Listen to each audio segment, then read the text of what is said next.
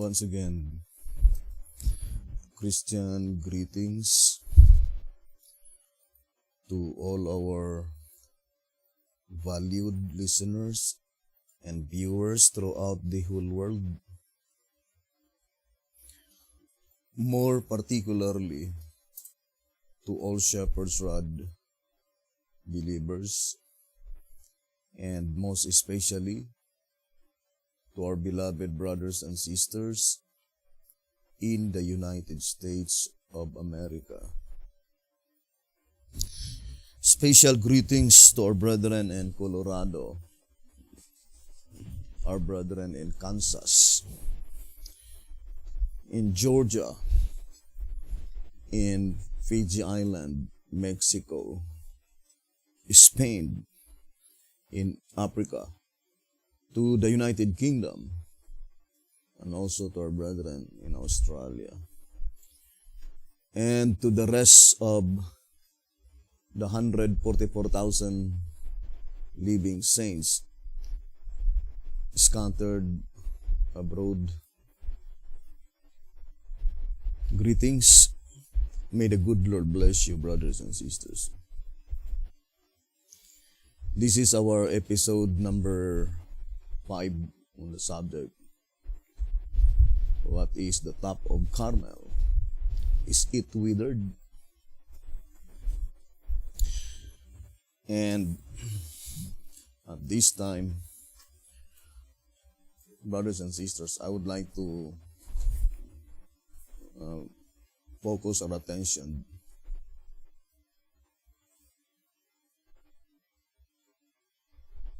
that we could be able to recognize which denomination or movement at this present time recognized by God as His movement.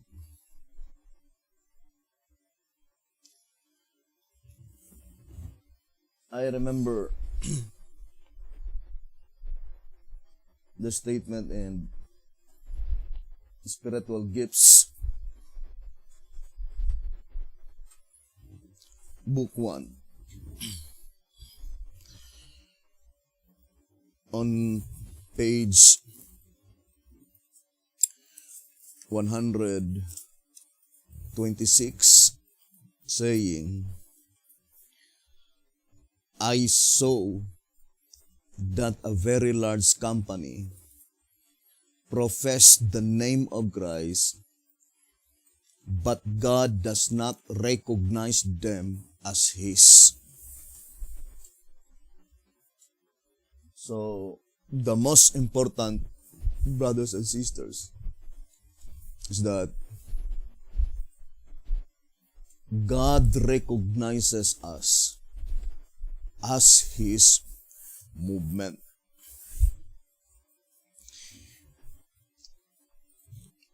I would like to read again that statement in track.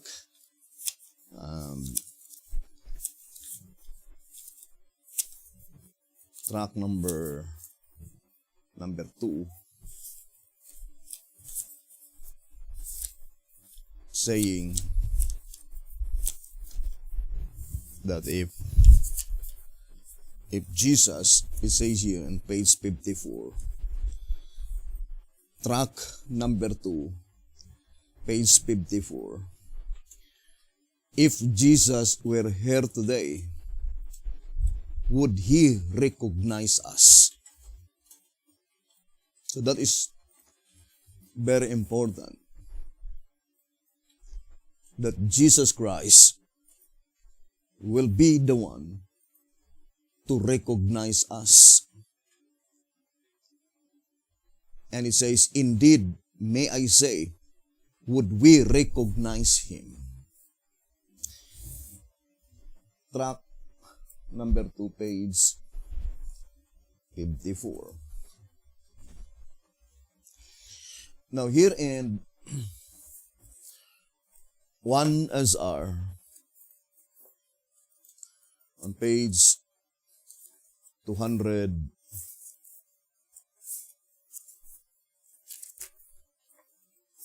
40, I think 242, it says, the mountain in chapter 4, 1 SR 242, the mountain in chapter 4 means God's church denomination, as explained on page 173. But the mountains and hills, as in chapter 4 verse 1, last part, and chapter 6 verse 1, being in plural, would mean churches and organizations. In this sense, it could not refer to God's church, for He recognizes only one church as His. So that is very plain that God recognizes only one church as His. And that would be our main study.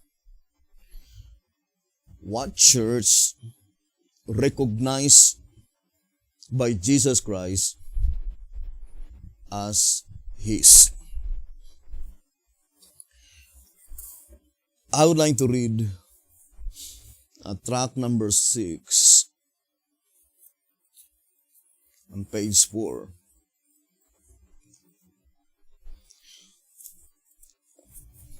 I would like to begin on page 3.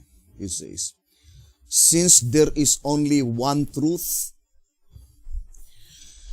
and since no two sects are in absolute agreement as to what it is, naturally, not all can be right, but all, save one, must be wrong. And that is the situation among the media today.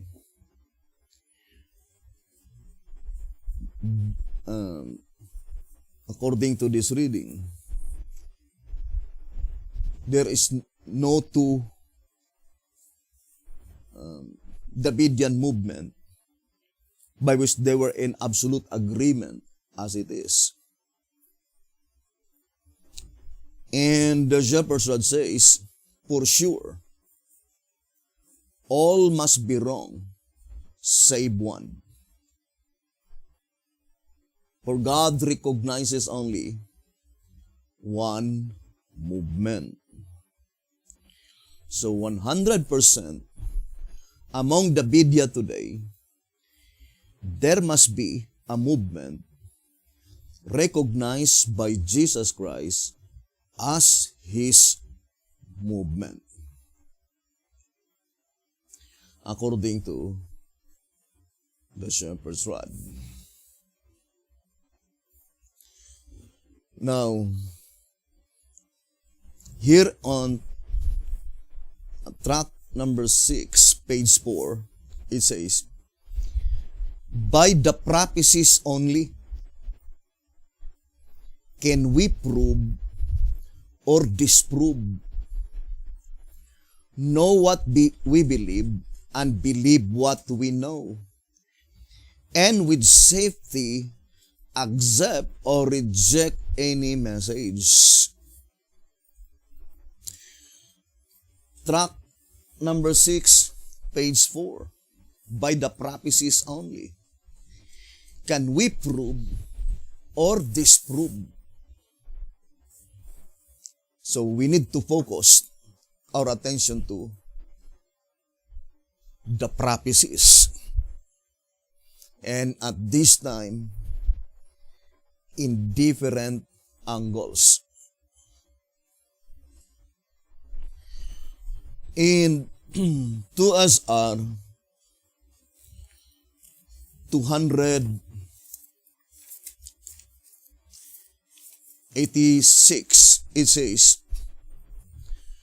286 in 2SR, the only safe way by which God's servants and His church can be free from error, full of faith, without guile in their mouth, all speak the same thing, is the never-erring guide, the spirit of prophecy. So the never-erring guide is the spirit of prophecy. No wonder why in Evangelism 196 it says, prophecy is the foundation of our faith. That is the only never-erring guide. And it is symbolized by the golden bowl in 2SR 285. So, I would like to read 2SR 285, saying, the oil, 2SR 285, the oil represents the revealed word of God from the Bible as it is explained through His appointed servants, and the bowl describes the publications into which these revelations are compiled. This is the testimony of Jesus, the spirit of prophecy. Revelation 12 verse 17 and Revelation 19 verse 10. The revelation which John received is called the testimony of Jesus. See Revelation 1 verse 9. Therefore, the testimony of Jesus is also the spirit of prophecy, because His testimony is revealed only by the Holy Spirit through a human channel. Thus, the scripture interpreted by inspiration is the only testimony that can be the testimony of Jesus, truth without error. 2SR page 285. So our study must be based only from the explanation given by the golden bowl, as admonished us in 2SR 289, saying, find your explanations in the bowl, and you will have no trouble in knowing the truth or of avoiding the ever-ready trap of deception.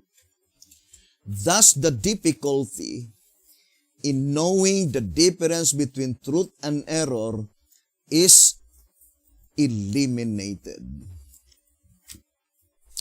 And in track number 11, page 12, it says, get your doctrine only from the golden bowl. That is the admonition given by the voice of inspiration. Get your doctrine, brother, sister, only from the golden bowl. And be not like the waves of the sea, driven with the wind and tossed. Be not carried about by the many winds of doctrine that are blowing wildly from every direction to cause you to lose your way to the everlasting kingdom. So, any explanation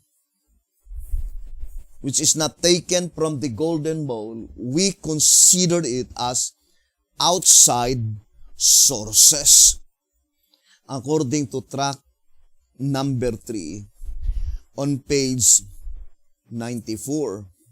So I would like to read that statement. It says, in order, consequently, to maintain the false idea resulting from his parent point of view, he is led to resort to outside sources, to one commentator or the other, to this version or to that, to technicalities and inferences of language, in the Greek, in the Hebrews, in this, in that, or in the other languages, none of which it is likely he himself either reads or writes, or to referring to this or to that so-called original manuscript, which in all probability he has never seen. Track number 3, page 94. So we call it the outside sources.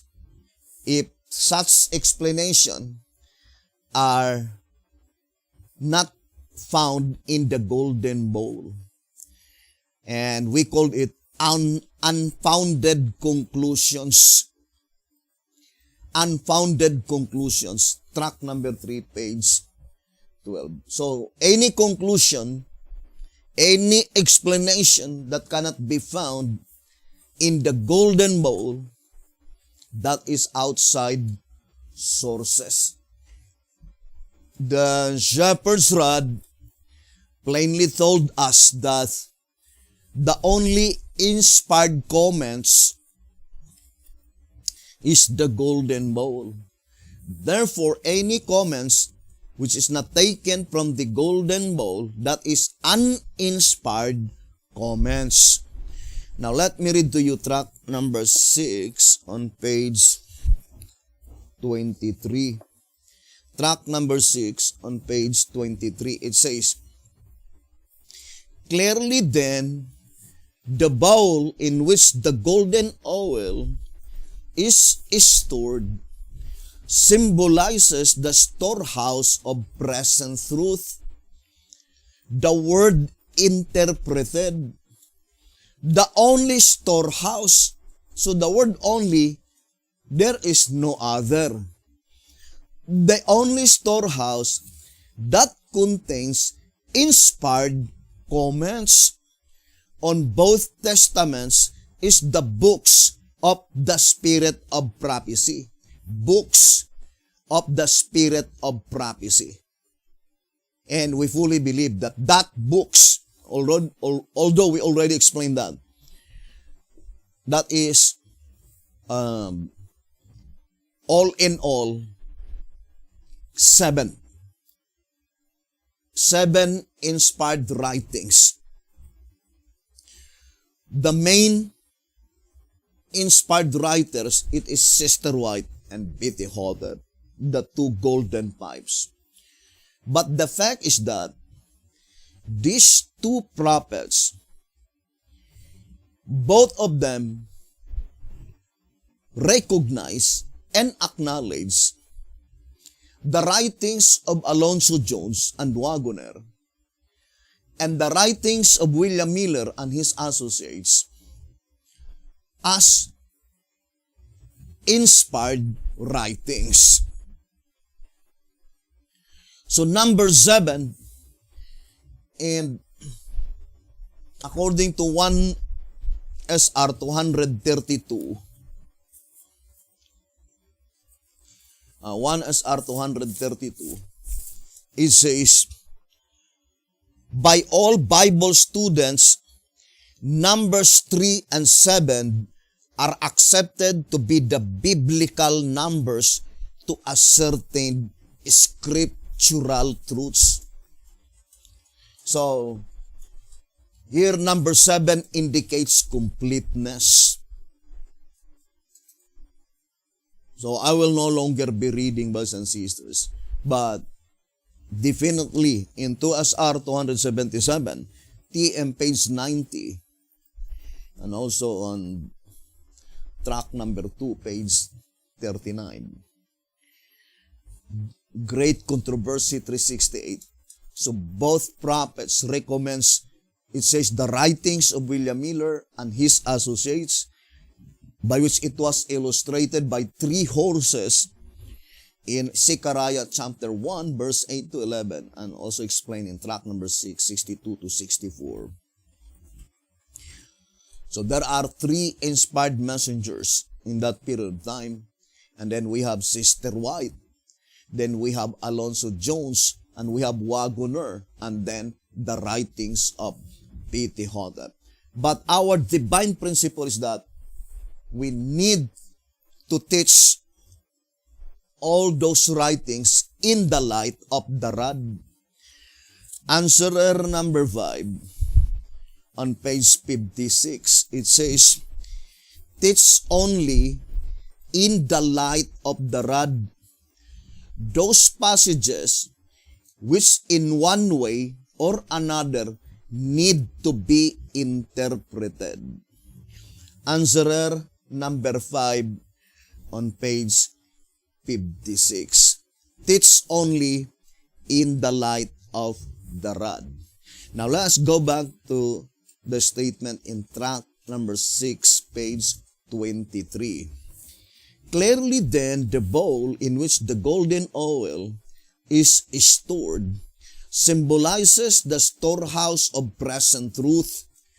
The word interpreted, the only storehouse that contains inspired comments on both testaments, is the books of the Spirit of Prophecy. They therefore are the golden bowl. The symbolism definitely points out that from them, the ministers must get the light-producing truth with which to supply the church so that it may brightly shine in this dark world, drawing to the light all men who hate darkness. So, if you hate darkness, you will never accept any explanation, any elaboration by which such explanation cannot be found in the golden bowl. In tract number 6, page 76, it says, for if one's interpretation of the scriptures, tract number 6, page 76, for if one's interpretation of the scriptures is not supported by every sentence of the Holy Writ, it is a fallacious interpretation, a blind conclusion without Bible foundation. So every sentence must be supported by a thus saith the Lord. The same with the statement in the Great Controversy 595 saying, before accepting any doctrine or precept, we should demand the plain thus saith the Lord in its support. Now, here in 2SR, let us read again. 2SR page 288. 2SR 288, it says, written words can be misconstrued, but symbols cannot, thus making it possible for both learned and unlearned to immediately distinguish the difference between truth and error. So it was guaranteed by the shepherd's rod that whether you are learned or unlearned, you can immediately distinguish the difference between truth and error if you will dwell on the symbolical prophecy. Because written words can be easily misconstrued, but symbols cannot. So we need to dwell on the symbolical prophecy.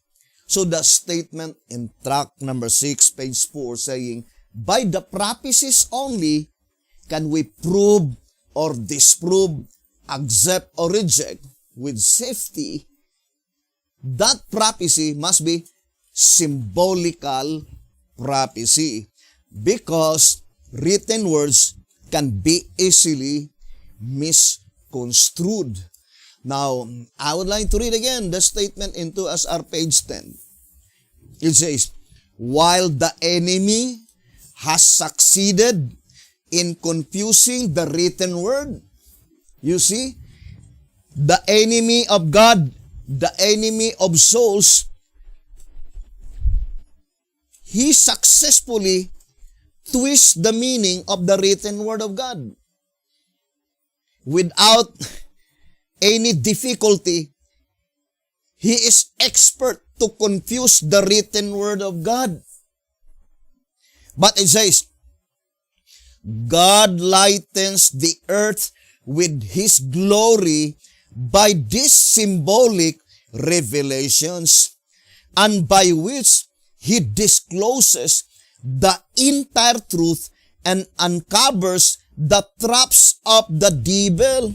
Thus, through types and symbols, He makes wise the simple and confounds the prudent by showing that where there is no type, there is no truth. And then it says, this volume contains a complete symbolic revelation of the entire world's history, both civil and religious. The reason these wonders were portrayed by symbols is the same as that which caused Christ to teach by parables. And the disciples came and said unto him, to Jesus Christ, why speakest thou unto them in parables? He answered and said unto them, because it is given unto you the mysteries of the kingdom of heaven, but to them it is not given. Matthew 13 verse 10 and 11. But the wicked shall do wickedly, and none of the wicked shall understand, but the wise shall understand. Daniel 12 verse 10. The chief purpose of teaching by parables is that the truth may be revealed to God's children and at the same time counseled from His enemies. Now this reading, we can easily discern that there are three powerful medium employed by God to defeat the enemy. And that is symbolical prophecy, typological prophecy, and parabolical prophecy. In these three chosen medium, unless you will utilize these three chosen medium given by God to defeat the enemy, you cannot defeat the enemy because he is expert in confusing the written word of God. But through symbolical prophecy, through typological prophecy, and through parabolical prophecy, he will be completely disarmed. Here in 1SR Pocket Edition, let me read to you. 1SR Pocket Edition, page 73. It says, so completely disarming the enemy of souls. You see the statement. So completely disarming the enemy of souls.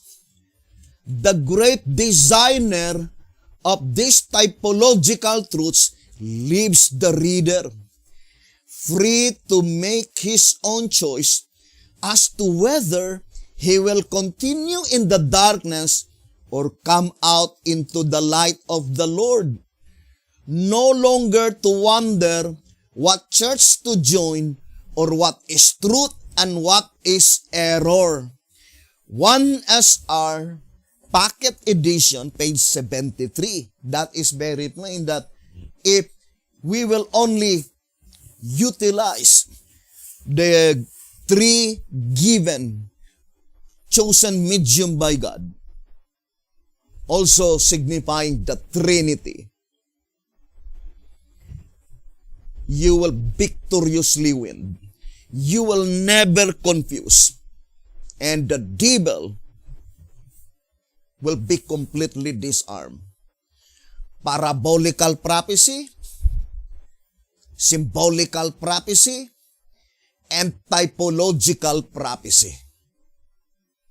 And do not forget, brothers and sisters, the shepherds declared clearly, the types to SR 255, the types are worked out to expose the error and reveal the truth, so that the honest ones will shun the devil by embracing the facts and by walking in the light.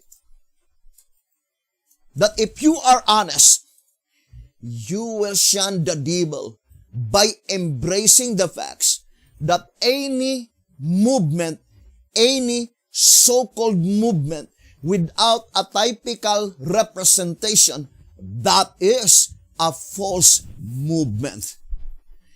Because the shepherds are declared clearly in that reading, as there is no type for that which is false. Teachers of juries without typical representation of their so-called doctrines, they are the blind leading the blind. If you still remain to a movement by which there is no typical representation, then you are among the blind, lead by the blind leaders. Because that leadership is not planted by God. If there is no typological representation. If you believe the shepherd's rod, hear ye the rod. Brothers and sisters, that is why here in 2SR 267, I would like to read 2SR page 267, it says, a great searchlight by the power of the Spirit, 2SR 267, a great searchlight by the power of the Spirit shining through the types is the only medium that can remove the obstruction and clear the way to an understanding of this and many other mysteries that are considered incomprehensible and that baffle the human mind. 2SR 267, and we will prove to you that if you will only listen to the rod, what the rod teaches, through symbolical prophecy, through parabolical prophecy, and through typological prophecy, the shepherd's rod says, you will no longer confuse what church to join. And you will be wandering, brothers and sisters.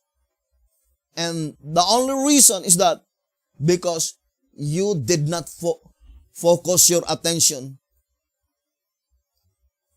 to the chosen mediums employed by God in order to defeat the enemy. Here in 1SR 124, it says, brethren, I love so much this reading, and it says, the picture tells the story. Symbols do not lie. What is the picture? That is the type, the photograph. The photograph, the type, tells the story. Here in 1SR 226, it says, 1SR 226, the types themselves are not the true object, no more than a photograph is, but it is a representation which pictures an unmistakable evidence the object in view.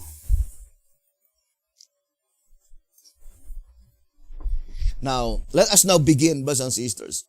Let us combine the three mediums employed by God so that we will no longer wandering, brothers and sisters, from place to place. Now, let us focus first to the candlesticks. Remember, brothers and sisters, there are only 10 candlesticks recorded in the Bible. Let us read. 2SR 284. 2SR 284. It says, thus we have a candlestick for each of the two sections of God's church. While the scriptures were being written, that is found in Revelation 11 verse 3. One candlestick and one olive tree to the Jewish or the Jewish church. One candlestick and one olive tree for the apostles or the apostolic church. And 7 for the remaining history of the church to the time of the separation of the tares from the wheat or to the commencement of the harvest. Thus the candlestick church in Zechariah's vision is the tent, denoting a universal church depicting the living church that shall unite with all the saints since the world began, which will join with the church of the entire universe of God. This candlestick in Zechariah's vision is a glorious one, which in comparison all others stand as nothing, in perfect harmony with the second temple, which in comparison the first stood as nothing. 2SR 284. And we know the last candlestick in Revelation chapter 2 and Revelation chapter 3 is the Laodicean church. Therefore, the only predicted church to follow after the Laodicean church is the golden candlestick in Zechariah chapter 4. So we need to focus, brothers and sisters, to that predicted golden candlestick in Zechariah chapter 4. Now, brothers and sisters, we need to ever remember that the inviolable rule of interpretation, Answerer number 3, page 41, it says, let us remember always to observe the inviolable rule that an interpretation of one inspired statement must harmonize with all other related statements.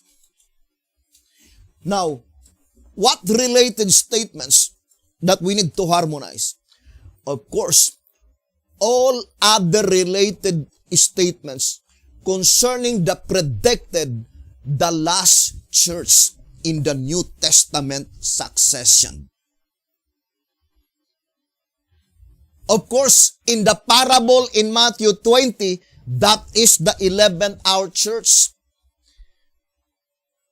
Concerning candlestick, that is the golden candlestick in Zechariah chapter 4. So, we need to harmonize all related statements when we will be studying concerning that predicted church. Brothers and sisters. So I would like to read the old symbolic code. Old symbolic code. 2 symbolic code. Number 10, page 4. to symbolic code number 10 on page 4. It says, consequently, the church from 1844 to the close of provision is divided into two sections. Remember, the church from 1844 is divided only into two sections. Do not forget that. That is very plain. So let us read again. It says, consequently, the church from 1844 to the close of provision is divided into two sections. The first section, the church before the loud cry. And the second section, the church in the time of the loud cry. It says, the latter of which will, by comparison, be far superior to the former in spirituality. In fact, there is no comparison between the two. Hence, those who cannot tell in which one of these stages the church now is must be in great darkness. To symbolic code number 10, page 4. That reading, it seems that it is just written this year. I remember the statement in 2SR.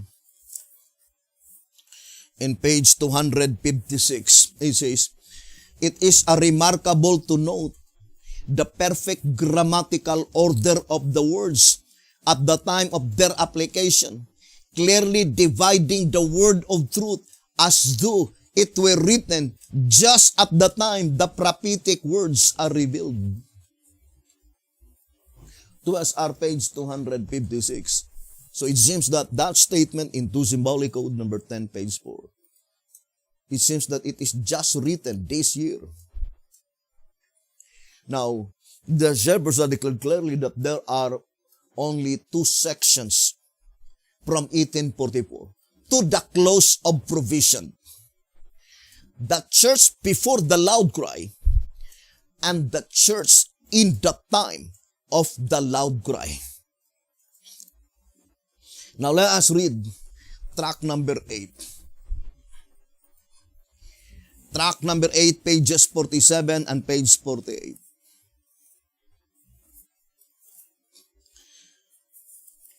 It says here, why David a type? Inevitably because he is the only one who perfectly fits the antitype. The leadership in the time of the loud cry of the third angel's message.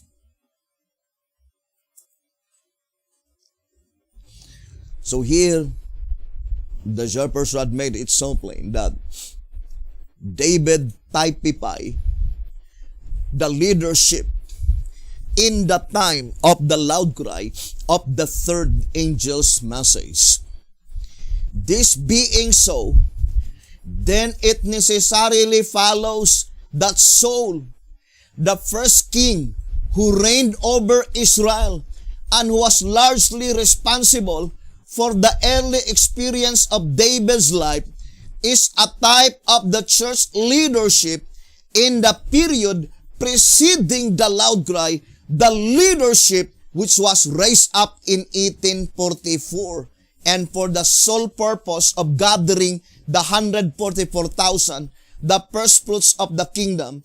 In its case, type perfectly matches antitype. Do not forget this statement saying, type perfectly matches the antitype. So, the same with the statement in answer number 3, page 23, saying, exactly fits. And in 1SR Packet Edition, page 73, saying, perfectly matched, both in time and objective. Now, the shepherd's rod declared clearly, brethren, it is very plain. The statement declared clearly that the church from 1844 is divided into two sections. So let us put here, two sections.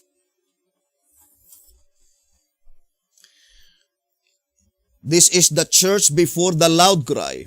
Church before the loud cry.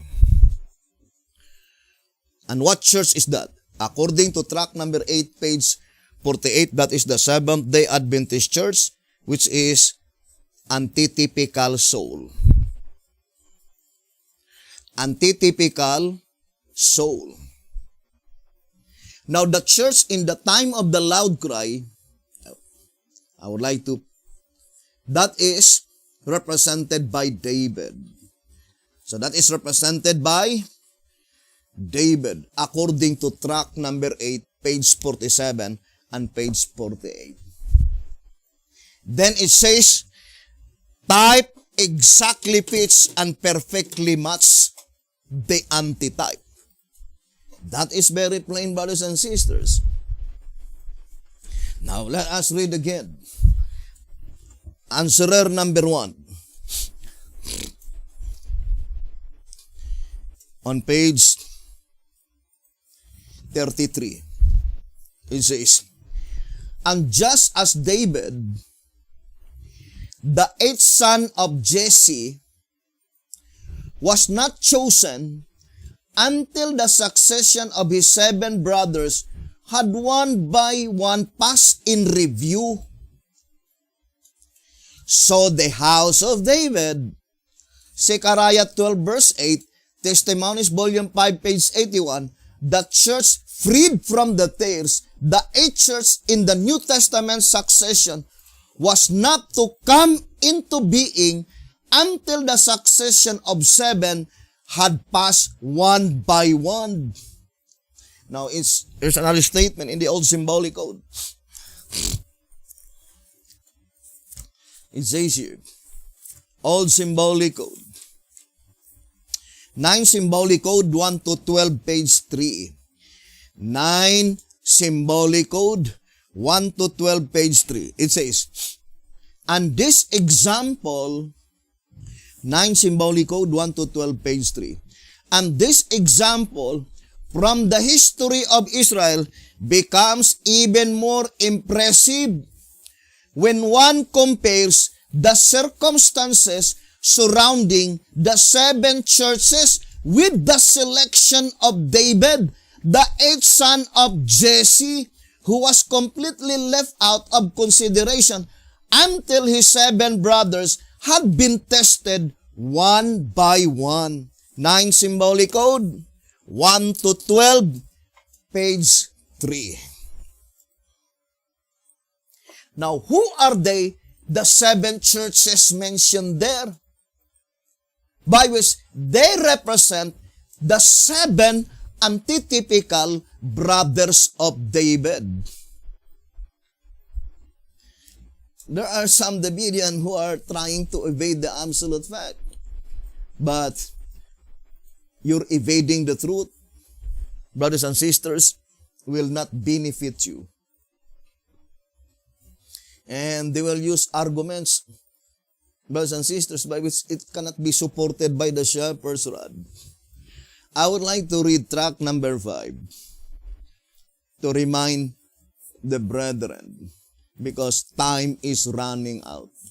It says here in tract number 5 on page 86, it says, as a matter of fact, tract number 5, page 86, as a matter of fact, trying to obscure the light on any other Bible truth will in no way darken or doom it, but only darken and doom himself.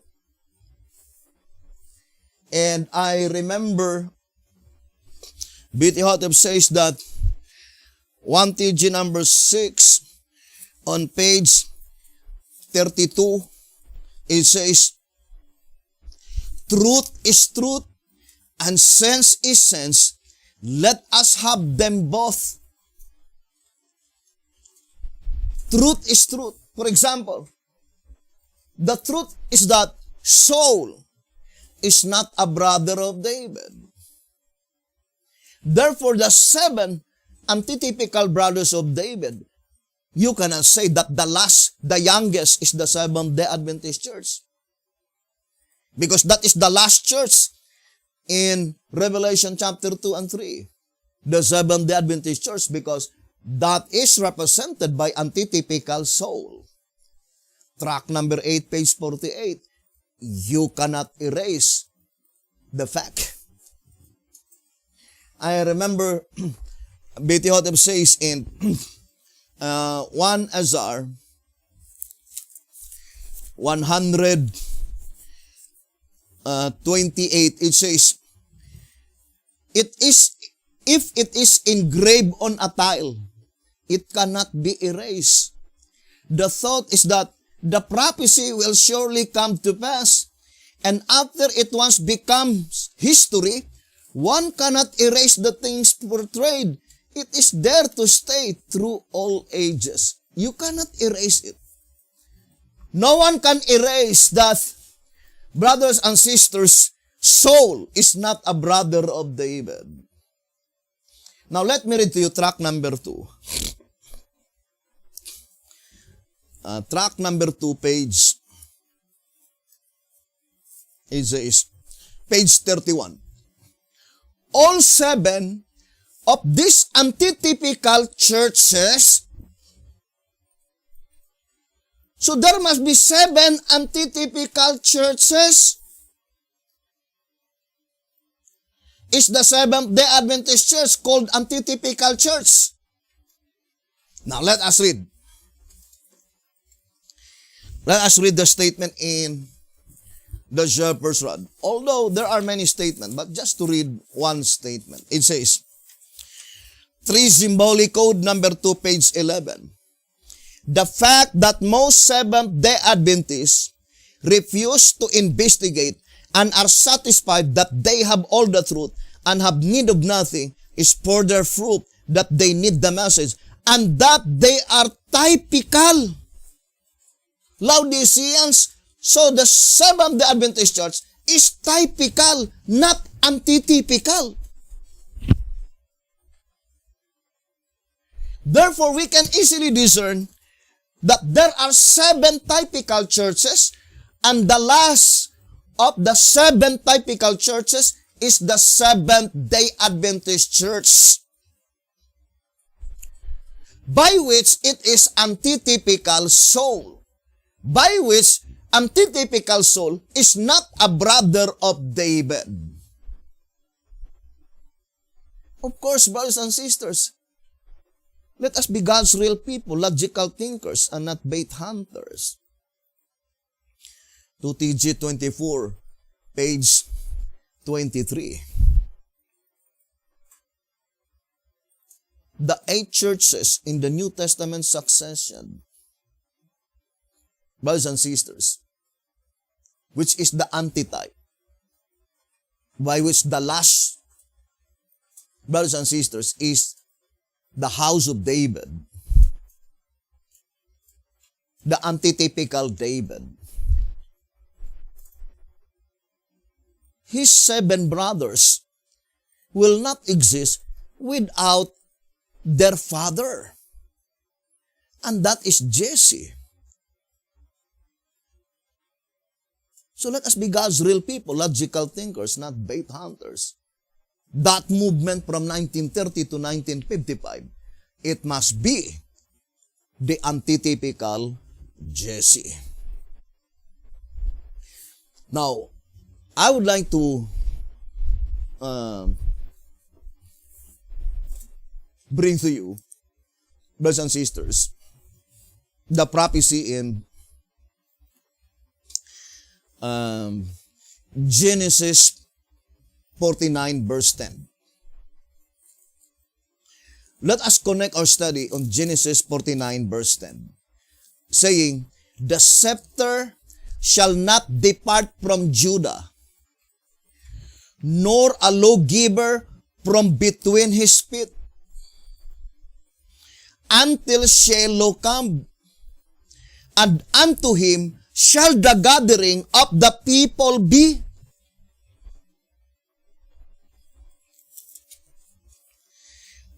Now let us read Answerer, number 3, page 78.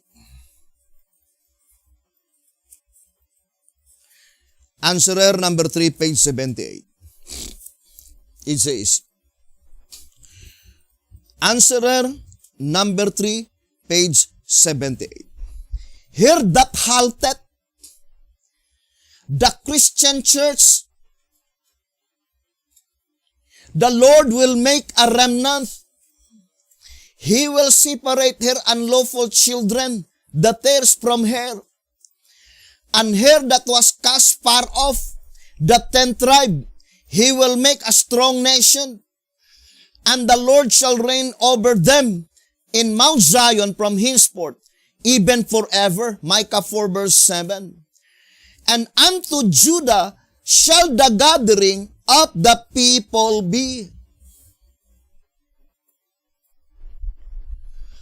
Unto whom, brothers and sisters, by which the people will be gathered?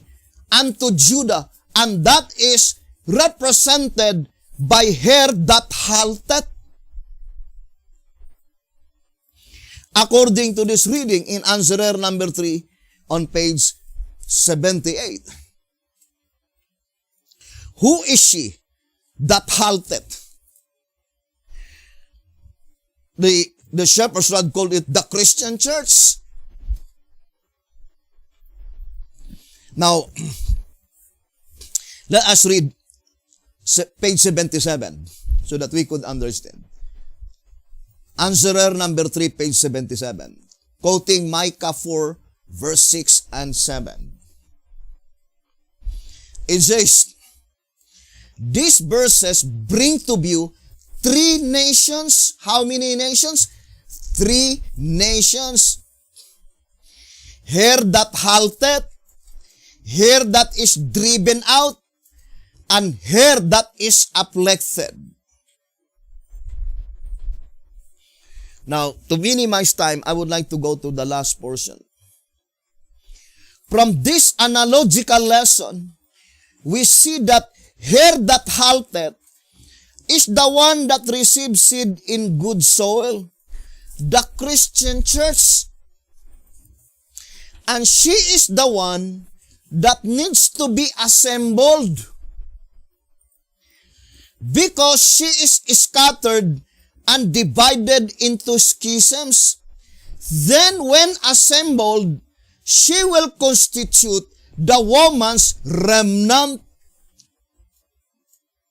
Revelation 12 verse 17. Remember, here that is driven out represent that, according to this reading, she that is driven out can be none other than the 10 tribe kingdom. And she that is afflicted is the 2 tribe kingdom, as will be seen from reading the 3rd chapter of Micah.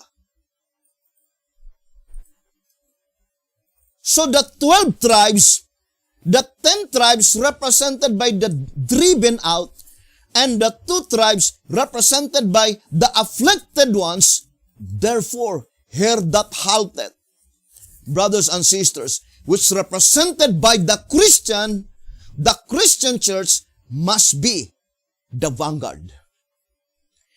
The first of the first fruits. Now let us read Leviticus of the Davidian. It says here, Leviticus of the Davidian on page 3. Second, it purports itself to be the first of the first fruits of the living. Second, it purports itself to be the first of the first fruits of the living, the vanguard from among the present-day descendants of those Jews who compose the early Christian church. What is the early Christian church? The typical house of David. Now, brothers and sisters, let us now concentrate on our subject. And let us gather all the information given by the Shepherd's Rod publications. Remember, the Bible is very plain. The gathering will be unto Judah. Genesis 49 verse 10. And who is Judah? She that halted. And that is pointing to the first of the first fruits. Now, I would like to connect to you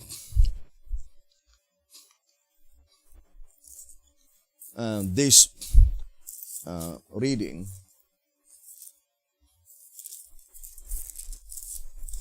And I would like to read White House Recruiter, page 64. White House Recruiter, page 64.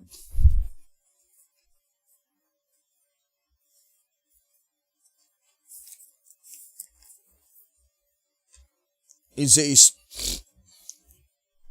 White House Recruiter, page 64. The prophet Hosea too was shown this great ingathering of all God's people now at the 11th hour. So the voice of inspiration says, the ingathering of God's people. Remember, brothers and sisters, the one who will gather the 144,000 is Jesus Christ. 2TG 44 on page,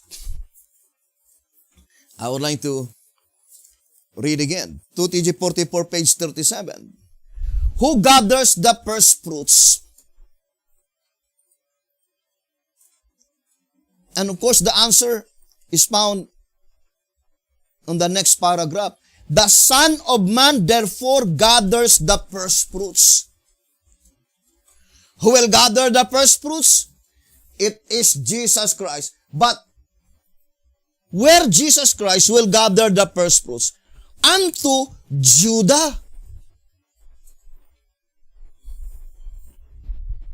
That is very plain, brothers and sisters. According to the voice of inspiration. Now, here's another, I would like to read, I think, White House Recruiter. Let me see. Here in White House Recruiter,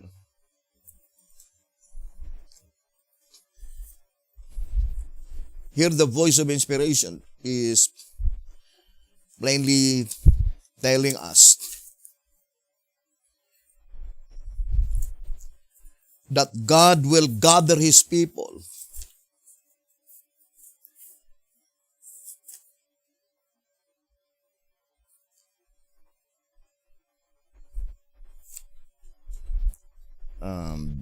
let me see if I could find that statement. White House Recruiter.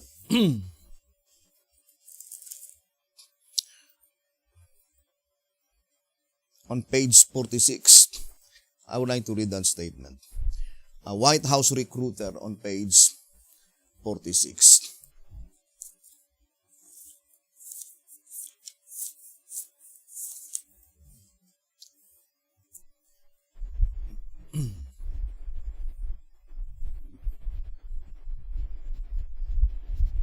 It says here,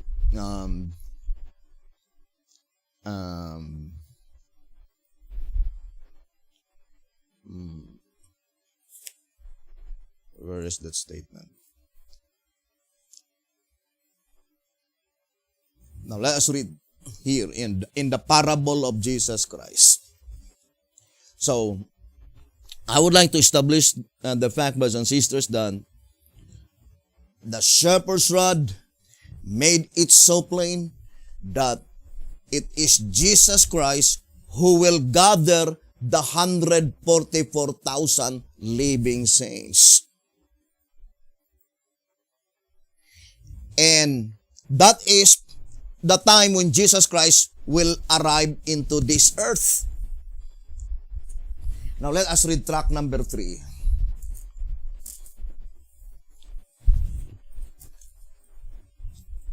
So, track number 3, page 48. Remember, the statement in 2TG 44, page 37, the same quotation mentioned here, Revelation 14, verse 14 to 16. This coming of the Son of Man is plainly, therefore, not when the resurrected and the living righteous are caught up together to meet him in the air. For verses 17 to 20, following the ones quoted in the paragraph above, reveal that after he came and reaped the earth, another angel, having a sharp sickle, came and reaped a second harvest. Before the wrath of God, the 7 last plagues, Revelation 15 verse 1, was poured out upon the world. Thus again, and for the 4th time, it is seen that there are 2 different comings of the Son of Man.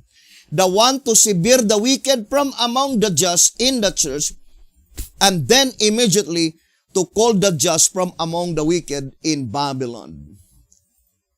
And the other to take the saints, both the resurrected and the living, to the mansions which he has prepared for them. 1 Thessalonians 4:16 and John 14 verse 1 to 3. So the absolute fact is that Revelation 14, verse 14, 15, and 16 is pointing to the coming of the Son of Man to this earth. What is his mission? To gather the 144,000 living saints. Now, ponder deeply, brothers and sisters, with such projected event. Where are the 144,000 when Jesus Christ will arrive to this earth? When Jesus Christ will gather them? Think it thoroughly, brothers and sisters. Now, I would like to connect our study on Zechariah chapter 12. Zechariah chapter 12 on verse 7.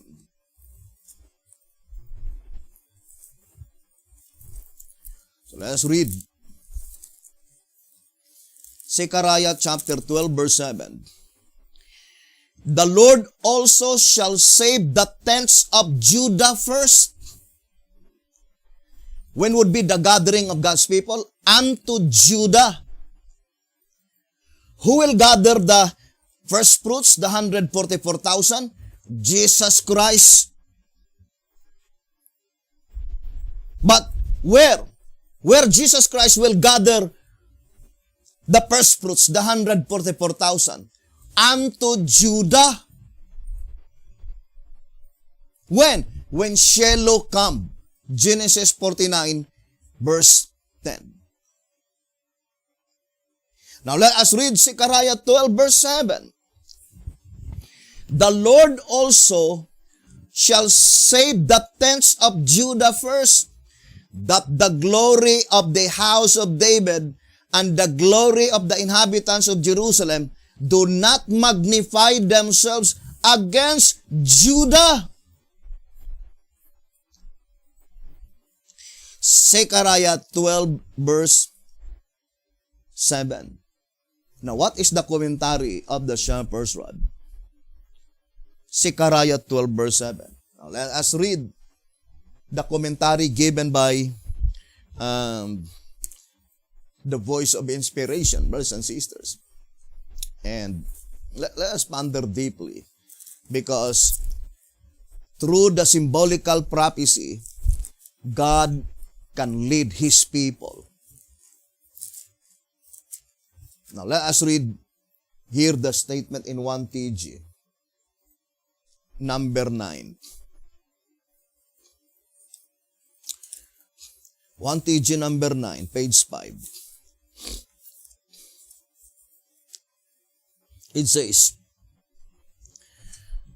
"The Lord also shall save the tents of Judah first, that the glory of the house of David and the glory of the inhabitants of Jerusalem do not magnify themselves against Judah."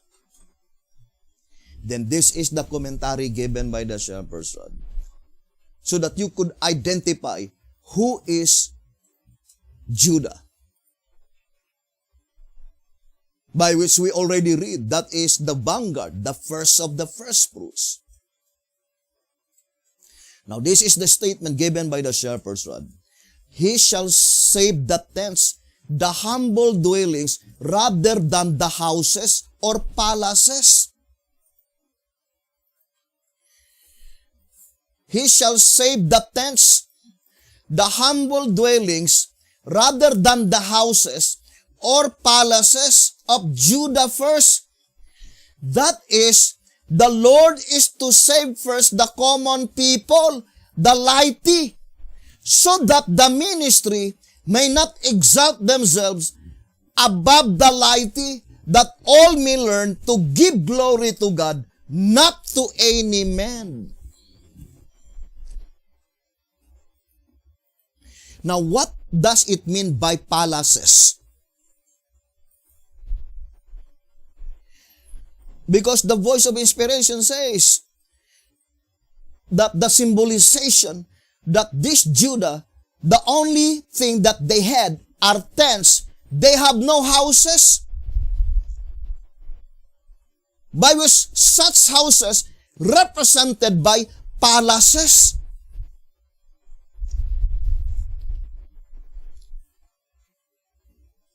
And you can prove, brothers and sisters, that written words can be misconstrued, but symbols cannot. 2 SR 288. Now, let us now read what the shepherd's rod explained concerning the palaces, concerning the houses. Now, so let us read the old symbolic code.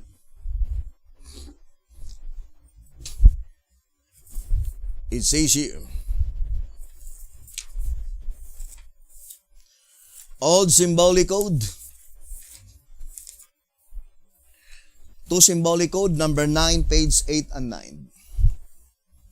To symbolic code number 9, page 8 and 9. On ancient Zion, exalted hill, stood the palace of the king, and the rulers of the people dwelt at Jerusalem. The rest of the people also cast lots to bring one of 10 to dwell in Jerusalem, the holy city, and 9 parts to dwell in other cities. What is the palace? That is Mount Zion, or Zion represent palace.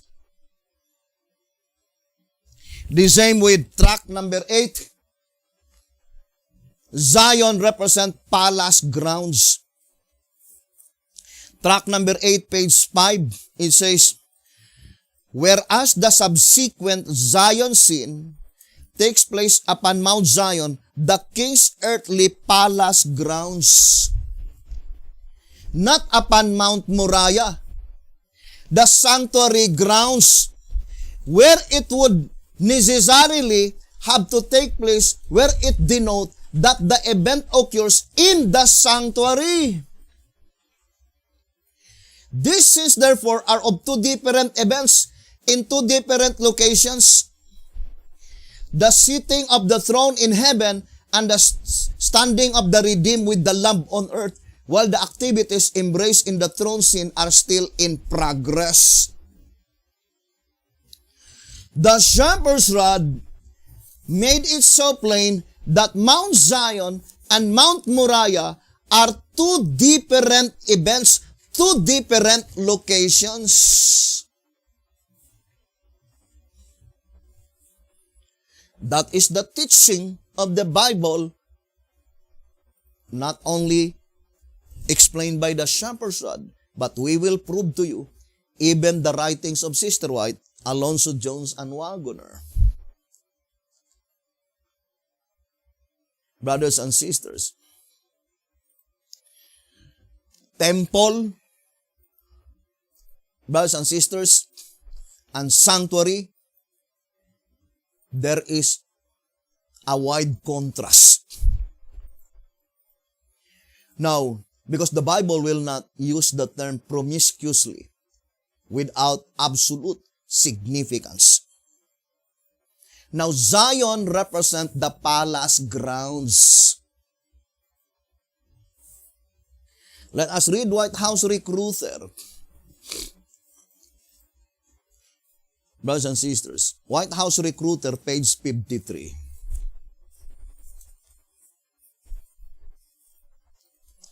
And it shall come to pass that he that is left in Zion at headquarters.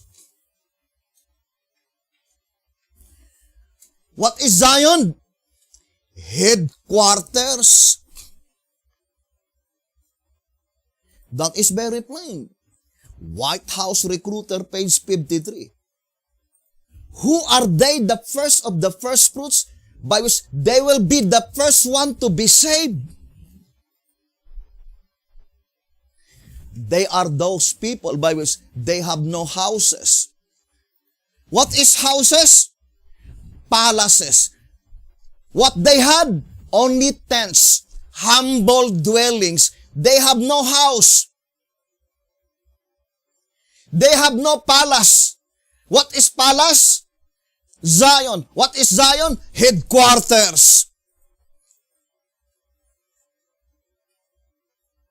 What is the only thing that they had? Sanctuary. Now,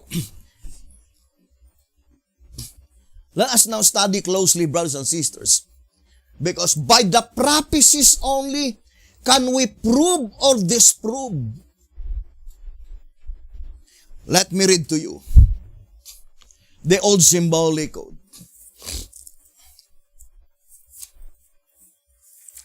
Here in the old symbolic code,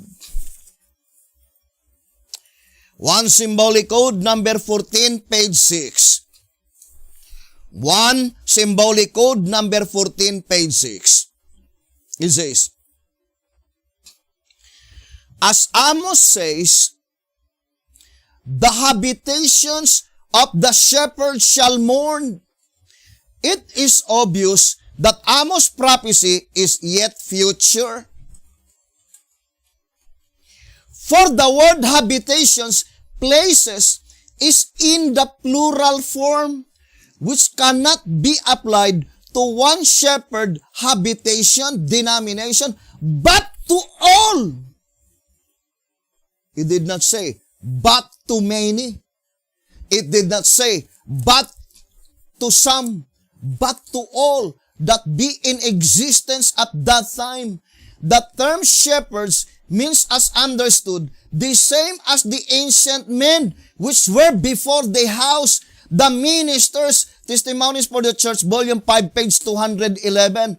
Note that the shepherds are not themselves to mourn, but their habitations, then it says, open and close parenthesis, their houses.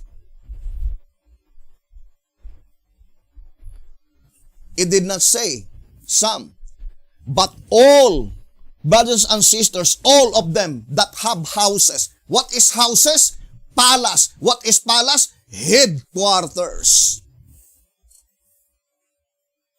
Then let us continue, brothers and sisters. And we will prove to you in three chosen medium by God: typology, parabolical prophecy, and symbolical prophecy, that the last and the final movement during the ingathering of the 144,000 living saints, brothers and sisters, they have no houses. They have no palaces. What they had is only tent. What is tent? Sanctuary. Humble dwellings. And that is why it was really true what the Bible is teaching. That those who have houses, they were so proud. Brothers and sisters, they were so proud, not knowing, brothers and sisters, that God is asking, where is the house that ye build unto me? Now let us continue reading. You yourself study closely 1 Symbolic Code number 14, page 6. Now I would like to read. It says, As Amos says, the habitations of the shepherd shall mourn. It is obvious that Amos' prophecy is yet future, for the word habitations, places, is in the plural form, which cannot be applied to one shepherd habitation, denomination, but to all that be in existence at that time. To all, without any exemption, all the houses. Brothers and sisters, what is houses? Palaces. What is palaces? To the movement by which they have their headquarters. To all of them, the term shepherds means, as understood, the same as the ancient men which were before the house, the ministers. Testimonies for the Church, Volume 5, page 211. Note that the shepherds are not themselves to mourn, but their habitations, their houses. Brothers and sisters, is there any exemption? No, all of them. All their membership. Those who remain to be members of that organization by which there is headquarters, the time will come that you will mourn. That is the membership of their churches, which fact reveals that it will be thus at the time when the sleeping multitude in the churches awake from their spiritual insensibility and find that the shepherds whom they have implicitly trusted for their salvation had deceived all those who followed them. It did not say had deceived some, but deceived all.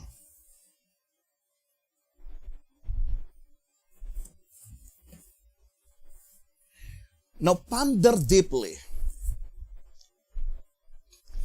I would like to read to you 1 SR.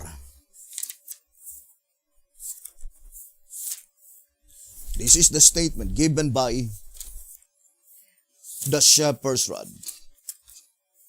So let us read, brothers and sisters. Here in 1 SR,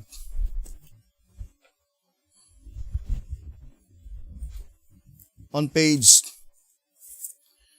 222, 1 SR 222, though such great apostasy and blasphemy has gripped the world, God Church,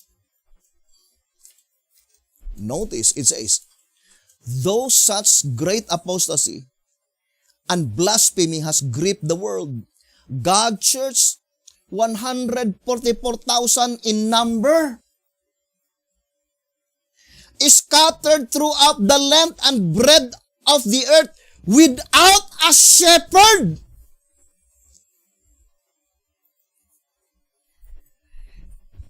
This statement plainly telling you and I that the 144,000 living saints by which Jesus Christ will gather them, they were not under the umbrella of any organizations which have headquarters.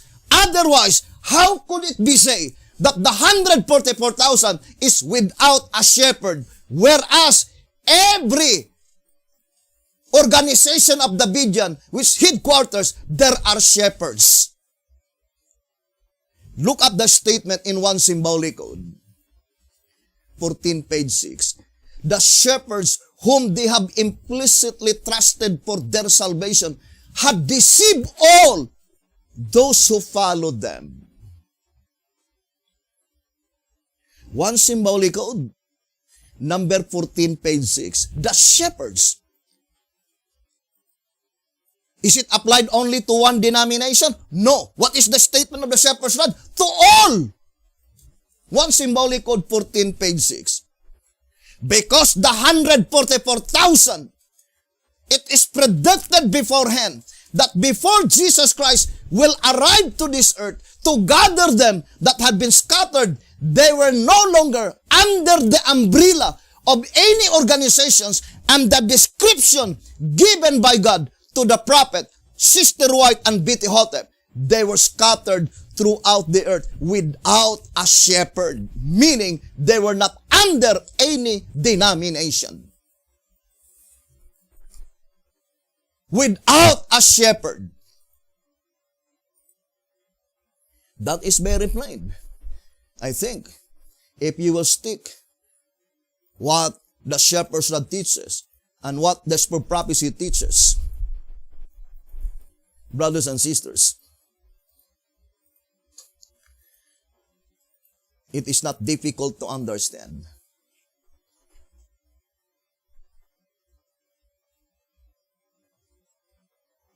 When would be this vision quoted by Betty Hotep in the writings of Sister White? That the 144,000 living saints are scattered without a shepherd. Is it at the time when Jesus Christ will come? No. Because when Jesus Christ will come, He will appoint David. And David will be a servant, brothers and sisters. Therefore, this predicted event must be before Shiloh come. The description of the 144,000, brothers and sisters, they did not bow their knee to Baal. Who are these Baal? These prophets of Baal, brothers and sisters, who are controlling the work. And it's easy to discern who are the prophets of Baal. They are those who have habitations. The shepherd's habitations. What is that habitation? Headquarters.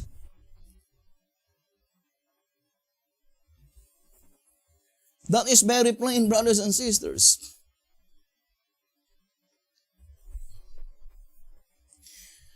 Now, I would like to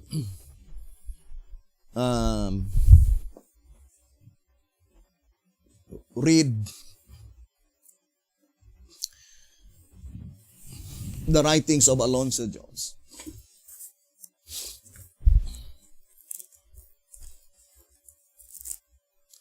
Let's read.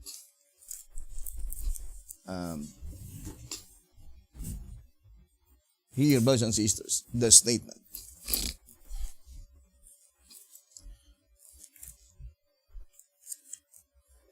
And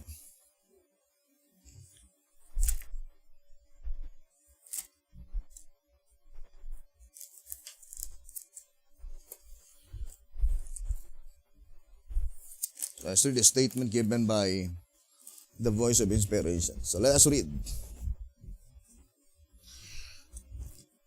Although I read it several times, but let us read again. It says, in this chapter of Ezekiel,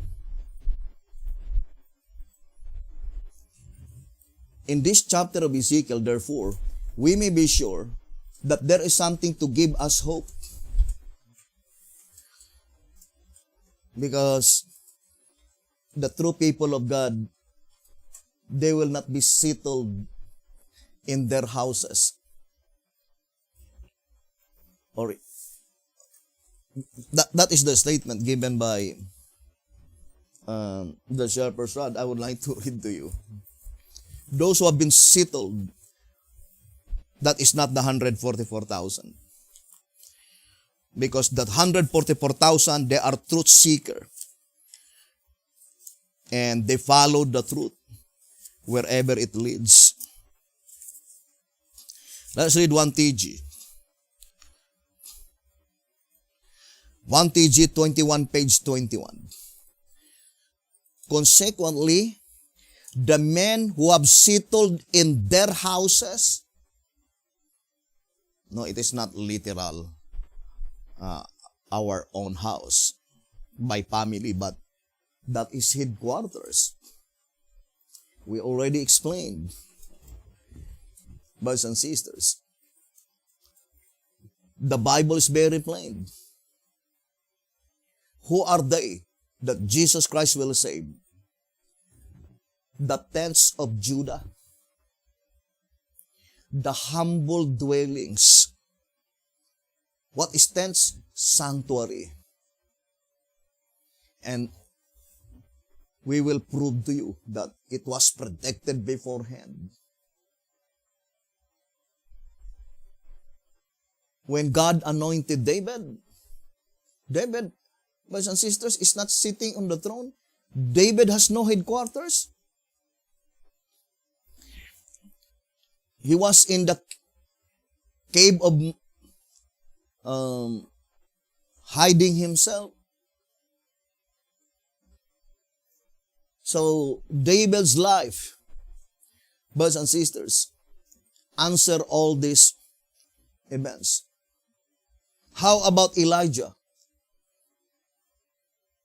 Brothers and sisters, 3.5 years before the showdown, Elijah is no longer in Mount Carmel. Elijah was hidden by God in the mountain.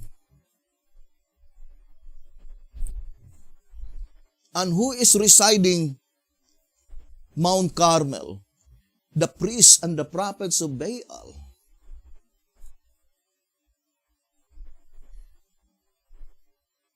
That is why I always remember the admonition given by Alonzo Jones. I would like to read. And let's read here. It says, history is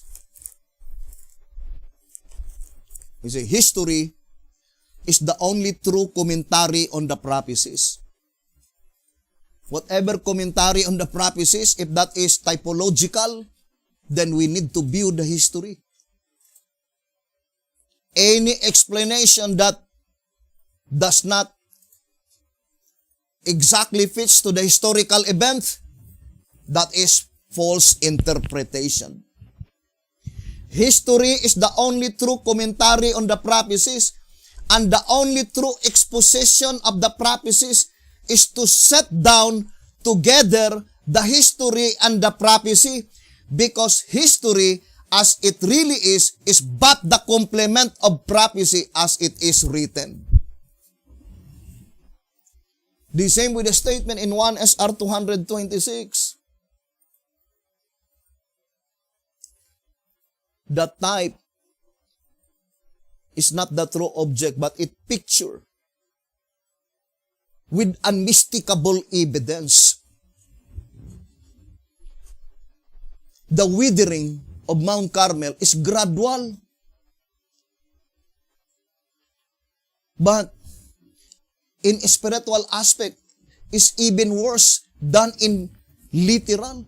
Because in literal aspect, they really apparently recognize that there was no rain. all the rivers, brothers and sisters, the sea, although that is only applied to symbolical prophecy, but in the days of Elijah, all the rivers and the fountains gradually drying according to prophets and kings. And that is the time when Elijah departed Mount Carmel, which exactly typifying to BT-Hotep. When BT-Hotep departed, Mount Carmel gradually drying. And that is why here in Nahum chapter 1, Nahum chapter 1, chapter 2, and chapter 3 is applied in the last generation of men. And it was predicted beforehand. Nahum chapter 1 verse 4. And BT-Hotep says in tract number 929 that it is applied in the time of the end. He rebuketh the sea and maketh it dry, and dried up all the rivers. Bashan languisheth, and Carmel, and the flower of Lebanon languisheth. Very plain. Now, I would like to read 1 TG 21, page 21. It says, consequently, the men who have settled in their houses,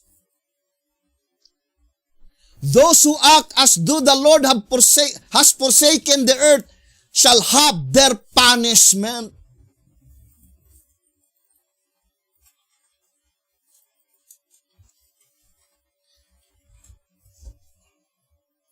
Now let us go back again to the reading.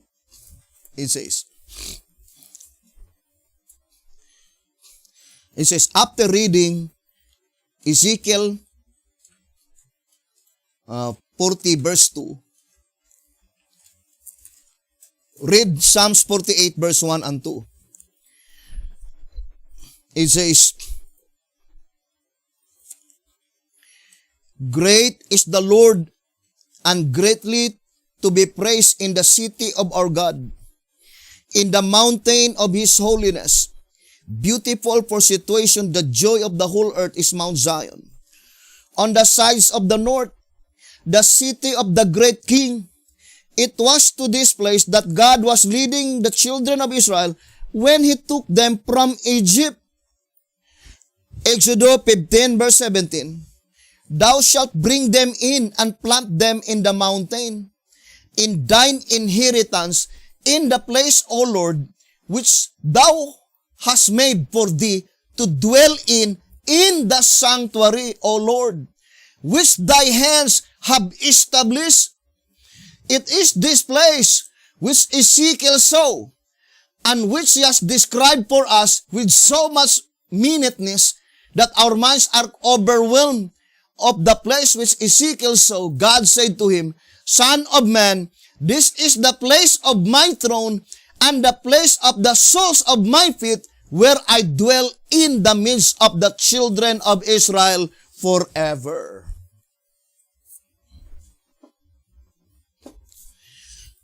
Now, let us focus first to the vision of Ezekiel, brothers and sisters.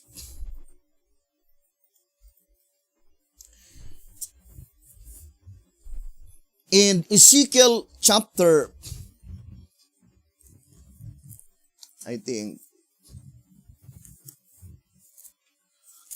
Ezekiel chapter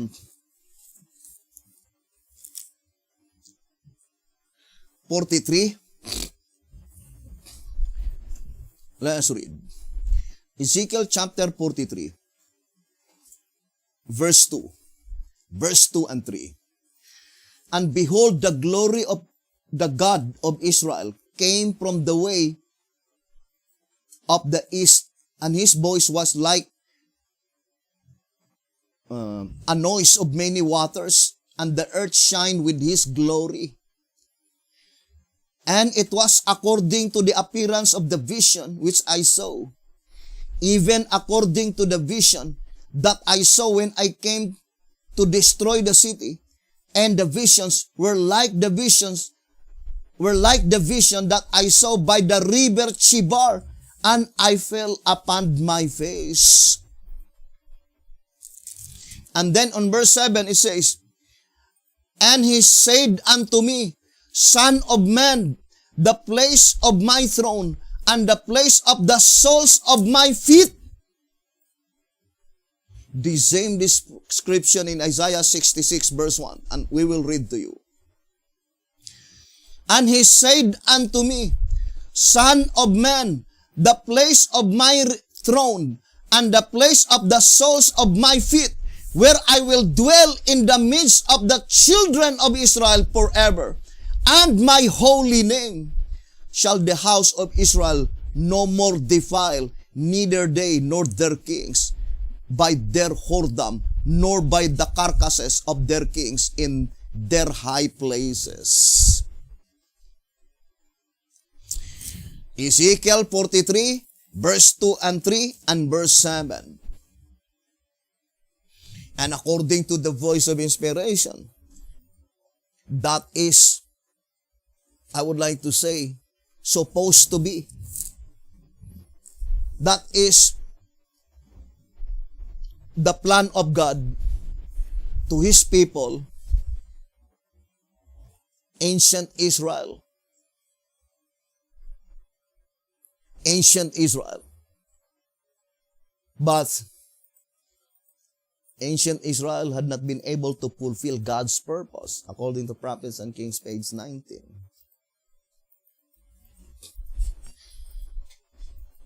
Now, let me read to you, brothers and sisters, the statement in 1 SR. And it is concerning Exodus 15, verse 14, 15, and 16. And the one we read in the writings of Alonzo Jones is Exodus 15, verse 17. And it was connected to the vision of Ezekiel in Ezekiel 43, verse 2 and 3, and verse 7. And Ezekiel testified that the same vision that was shown to him in the river Chebar. So Ezekiel 43 is no longer the same location, brothers and sisters. But the vision is the same. So I would like to read to you this reading and 1 SR 157. So let us read 1 SR page 157 and 158. Quoting Exodus 15, verse 14, 15, and 16. Ponder deeply with this reading. 1 SR 157 and 158. Quoting Exodus 15, verse 14, 15, and 16. The people shall hear and be afraid. Sorrow shall take hold on the inhabitants of Palestina. Then the dukes of Edom shall be amazed. The mighty men of Moab, trembling, shall take hold upon them. All the inhabitants of Canaan shall melt away. Fear and dread shall fall upon them. By the greatness of thine arm, they shall be as still as a stone, till thy people pass over, O Lord, till the people pass over which thou hast purchased. The land of Canaan represents the land into which the church at this present time came into existence, namely the United States of America. The name Palestina means land of strangers. The United States is composed of strangers. people from many nations and races, Dukes of Edom, refers to the same class as those mentioned in Isaiah 63 verse 1. As previously explained, the name Moab means progeny or forefathers. 1 SR 157 and 158, I think. It is no longer difficult to understand that Palestina, or the land of Canaan, brothers and sisters, is pointing to the United States of America, represented by Edom, the land of Edom, the land of Moab. Now, let me read to you in 2 TG, number 20. 2 TG, number 20, page 20 and 21. So,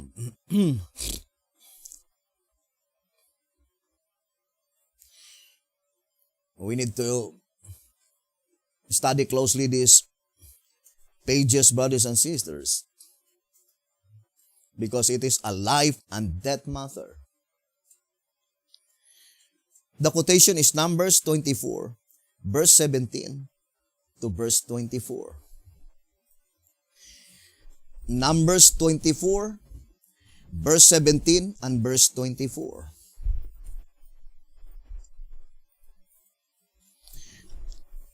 Now, let us read the statement in 2 TG 20:21. Obviously, this is a prophecy of Christ, having taken the reins in His own hands. Testimonies to Ministers, page 300. How Jesus Christ take the reins into His own hands? By appointing someone. And that is David, right? Track number 8. Now let us read first to those who are not familiar. Track number 8. And the same with the prophecy in Genesis 49 verse 10. Until Shiloh come. You can read also that in Desire of Ages, page 34. Connect Daniel 2 verse 44, which pointing to the second invisible coming of Jesus Christ. Now let's read track number 8.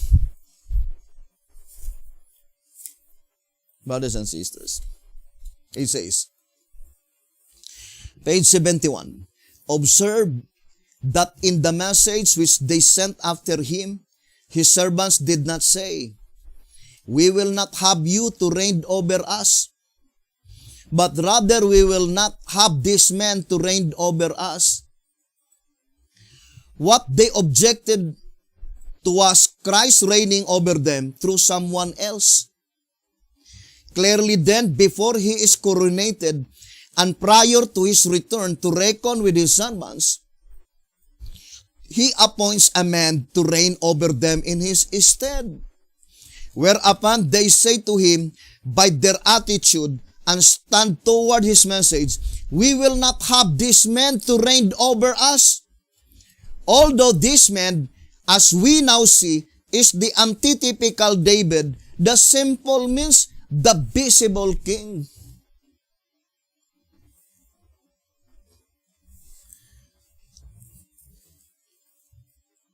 You still remember, brothers and sisters, the attitude of the brothers of David, although it is only Eliab that told David, but for sure, that is the attitude of the 7 brothers of David. I would like to read 1 Samuel chapter 17 on verse 27 and 28. And the people answered him after this manner, saying, so shall it be done to the man that killeth him. Verse 28. And Eliab, his eldest brother, heard when he spake unto the man, and Eliab's anger was kindled against David, And he said, Why comest thou hither? And with whom hast thou left those few sheep in the wilderness? I know thy pride and the naughtiness of thine heart, for thou art come down that thou mightest see the battle. That is accusation. That is the attitude of the brother of David. They were anger, brothers and sisters. And they don't want David. So, to repeat again, brothers and sisters, let us go back again to 2TG number 20, page 21. B.T. Holland says that Numbers 24, verse 17 to 24, it is a prophecy. And closely connected to Genesis 49, verse 10. So let us read the statement here. Obviously, this is a prophecy of Christ having taken the reins in His own hands. Testimonies to Ministers, page 300, we already read that Christ take the reins in His own hands through someone else. And that someone else is antitypical David, the simple means. Then it says, such is His righteousness that we are urged to know. So that is the righteousness of Christ that we are urged to know. Concretely speaking, it says, concretely speaking, knowing the righteousness of Christ is knowing wholeheartedly that in the latter days, it says that to have the righteousness of Christ, it says, concretely speaking, knowing the righteousness of Christ is knowing wholeheartedly that in the latter days, He is to take the scepter, that He is to reign, that at the outset, He is to smite the corners of Moab. What is Moab? Let us read again the statement in 1SR page 158.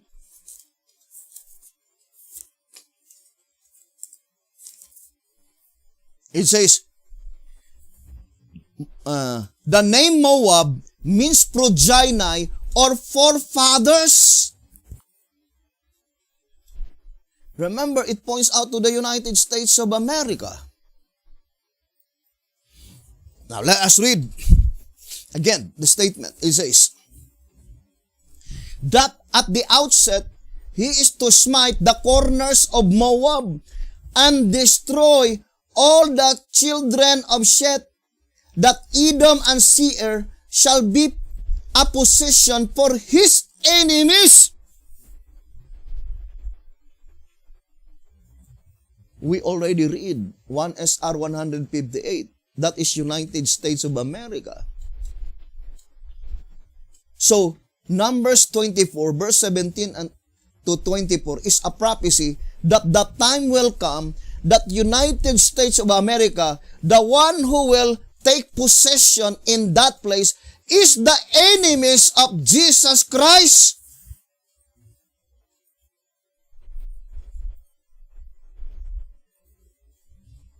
That is very plain. It says that He is to reign, that at the outset, He is to smite the corners of Moab, still pointing to the United States of America. Progeny, the forefathers.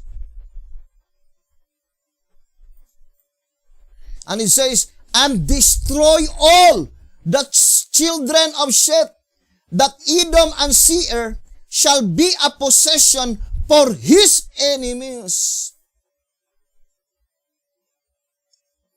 And we can prove also to the subject, the woman, another symbolical prophecy to prove that the vineyard became the dragon's headquarters.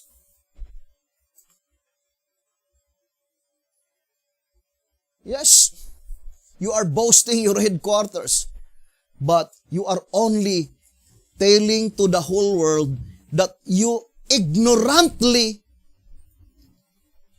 in total darkness, you did not understand the prophecy that the last and the final movement that God would raise is no longer represented by the temple, but rather represented by the sanctuary, the tents, the humble dwellings.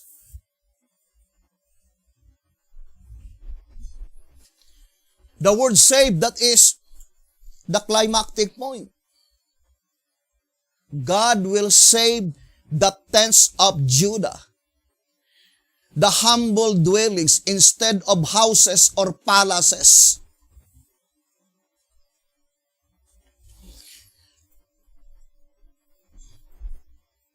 Now, it says here that Israel shall do valiantly, that he shall have dominion, and so on.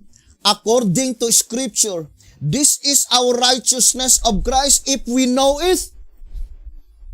And he who realizes that the reign of Christ and his kingdom is not something intangible, not something imaginary floating in space, as it were, somewhere across hell, but a real thing, as real as any of the kingdom today, will immediately inquire, as did the Apostle Paul, what wilt thou have me to do, Lord? This we shall again see from the prophecy of Micah.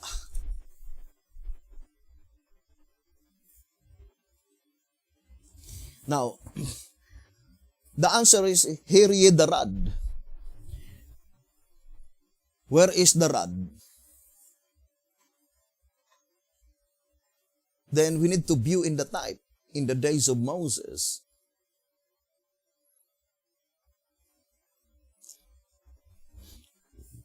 Now, let us go to the parable of Jesus Christ.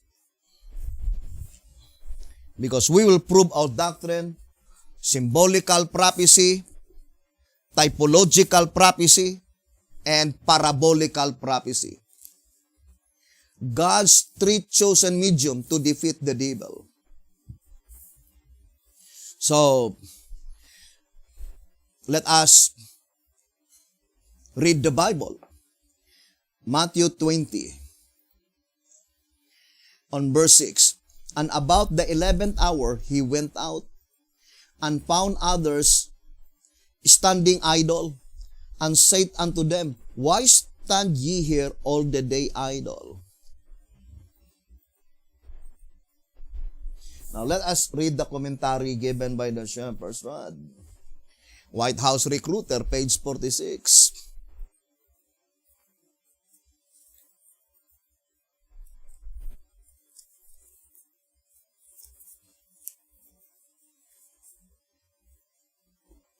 It says here, White House Recruiter, page 46. Of still further importance is the truth that the 11th hour call finds its laborers standing idle in the marketplace, the church, doing nothing, their excuse being, no man hath heard us. In view of these facts, it is manifest that the 11th hour servants are not made up of the ministry, not of those already at work. No. More than were the servants of the previous calls. History bears the fruit that virtually only the idle ones, the laity, ever responded first to any divine call. But brethren, the 11th hour call will not begin, not until Jesus Christ will come to this earth.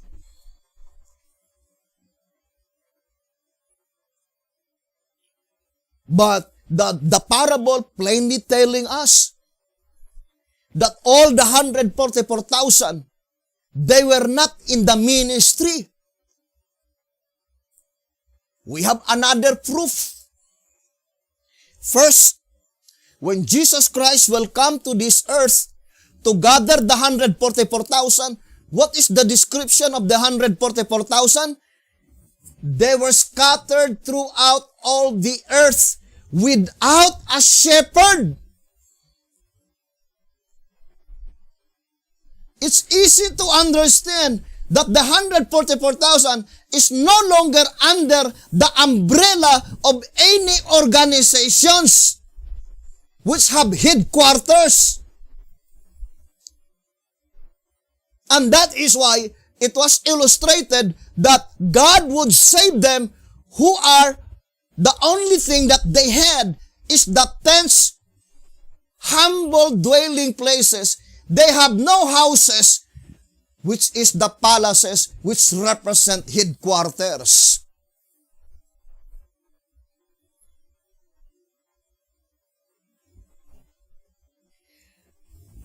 Here's another statement in 2TG 43.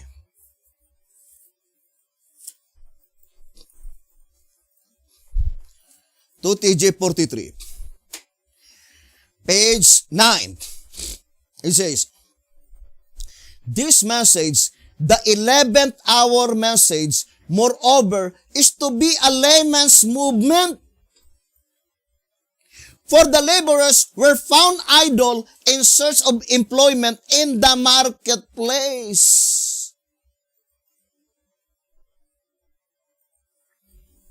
I remember the statement in Jezreel letter.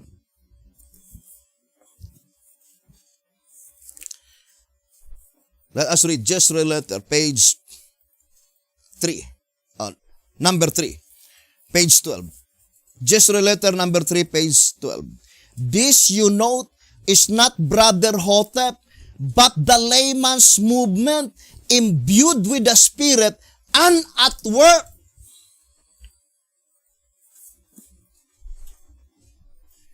Here's another statement in White House Recruiter, page 48. White House Recruiter, page 48. It says, obviously, these men wondered at the escape and disclosed to view at the 11th hour. Of course, that is Jesus Christ who will disclose them to view. Are the servants who make up the long-looked-for layman's movement. No, it is not layman's movement in name, but it means that all of them, the members of the 144,000 living saints, they are those, when Jesus Christ will arrive, they are not in the ministry, standing idle. That is the description of the 144,000 living saints scattered all over the earth without a shepherd. And then when Jesus Christ will arrive, Jesus Christ will appoint David, brothers and sisters, to be their servant. I would like to read 2TG number 2, pages 17 and page 18. It says, so, I would like to read page 14 and 15. The self-centered shepherds, 2TG number 2, page 14 and 15. The self-centered shepherds against whom the prophet is told to write are to be replaced by one shepherd, David.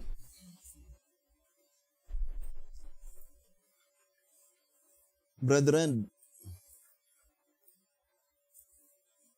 we really do not know how God will replace, but that is God's promise. All these self-centered shepherds, it is God who will replace them. And David will be given as the servant of those sheep that had been scattered. Can you imagine, brothers and sisters? It is not difficult to understand. Ezekiel 34, when God appoint David to be servant of them, the sheep are scattered. Therefore, they are not belong to one denomination if they were scattered. And it says, the 144,000 in number, very plain in 1 SR 220. 144,000 in number, scattered throughout the earth without a shepherd. Strive with all your power to be among the 144,000. If you are among the 144,000, you will not under the banner of these movements by which they have their houses, they have their headquarters, because the description of the 144,000 living saints, without a shepherd. Brothers and sisters, maybe you will still confused. Who is antitypical David? When God anointed David,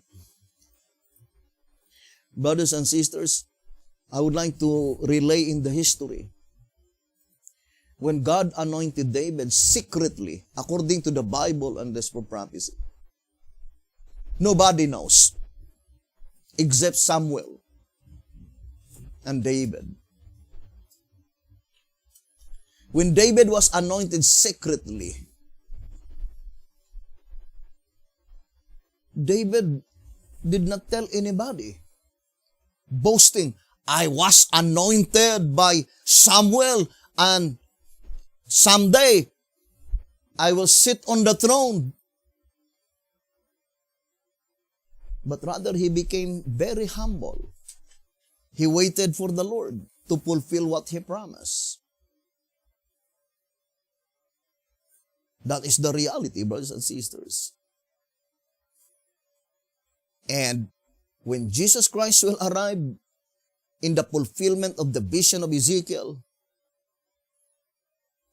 that is the time by which Jesus himself will anoint David. And whoever that David is, for sure, the 144,000 living saints, all of them can recognize, because it is God who will put into their hearts to recognize who is antitypical David. But the most important part in this study, brothers and sisters,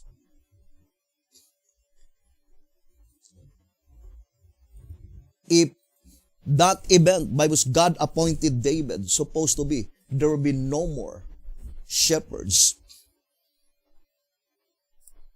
Brothers and sisters, because according to this reading, God will replace them. So let us read again. It says, when this takes place, God's people will then have but one shepherd. So, it's easy to understand such predicted event. So let us, it's easy, brothers and sisters, that according to the shepherd's rod, the 144,000, they pass a period of time by which 144,000 in number is scattered throughout the earth without a shepherd. So that period of time, that is the time by which before God appointed David as a shepherd over them. Because you cannot apply that statement without a shepherd at the time when God gave them David as a shepherd among them. What I'm trying to emphasize that the 144,000 will experience that they will recognize the fact that those denominations are not of God, and they were the prophets and priests of Baal. And they did not bow their knee. And because of that, they were no longer under the umbrella of these organizations. They were only dwelling in tents, humble dwellings. That is the description of the 144,000 living saints. I do fully believe all of them throughout the whole world.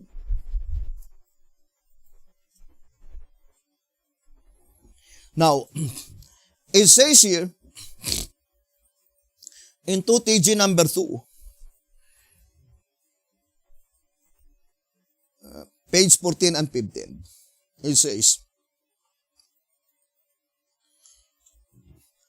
Ezekiel then was not given a vision to the shepherds in his day, nor of those before his day, but of the shepherds after his day, the day in which God raises up this antitypical David to feed his hungry and neglected flock. Can you imagine they were studying Micah 7, 14 and 15, not knowing that the most important part in that verse is the one that had been commanded by God to feed his people. Who is he? David, antitypical David. Brothers and sisters, the description in Micah, I would like to read to you, Micah 7. Micah chapter 7, verse 14 and 15.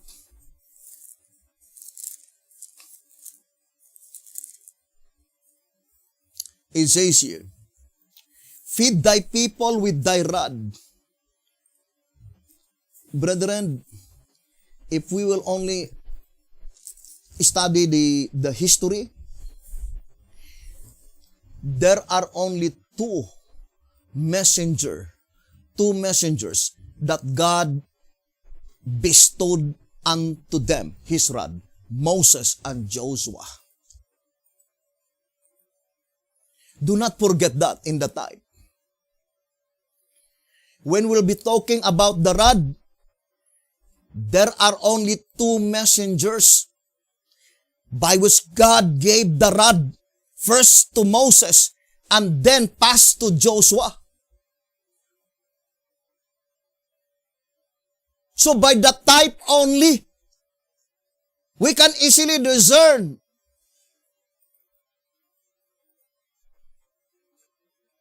look at after B.T. Hotep died, this so-called Davidian movement in the United States of America, how many messengers that they recognize? It is not found in prophecy. Can you prove in the historical event that there are more than two servants by which God bestowed unto them his rod? Please produce the picture. If there is no type, that is a false assertions. There are only two. Moses. Now, that is both B.T. Hotep. Therefore, there must be only one messenger to follow after B.T. Hotep, by which unto him will be given, brothers and sisters, the shepherd's rod.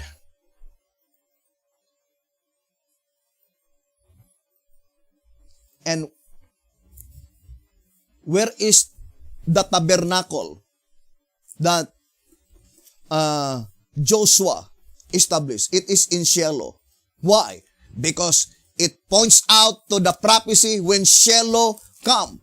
That is the place by which, brothers and sisters, God's sanctuary is located.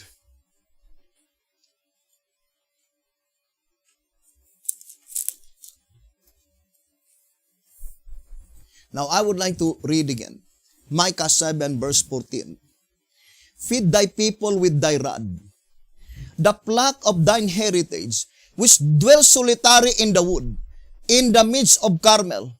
Let them feed in Bashan and Gilead, as in the days of old, according to the days of thy coming out of the land of Egypt. Will I show unto him marvelous things. Verse 15, answer verse 14. When? According to the days of thy coming out of the land of Egypt. When would be verse 14 will be fulfilled?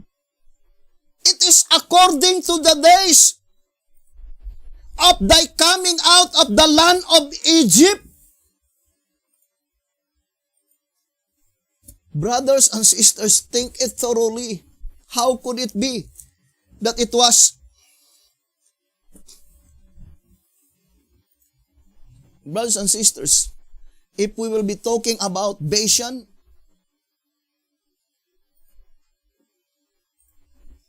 in the historical event, there is no Bashan in Goshen.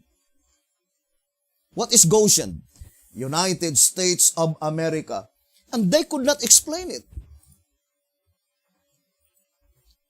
It is very plain in 1 SR. It says here, 1 SR page 76, the land of Goshen stands as a symbol of the United States of America in which the church came into existence. So when we'll be talking Bashan, it is connected to the first Exodus. My dear brothers and sisters, and that Bashan was not in reality located in Goshen. What is antitypical Goshen? United States of America. Therefore, that Bashan in Exeter is not the Bashan recorded in Micah 7 verse 14. That is counterfeit, erroneously so-called Bashan. The types are worked out to expose the error and reveal the truth. Unless they could prove that there is Bashan in Goshen,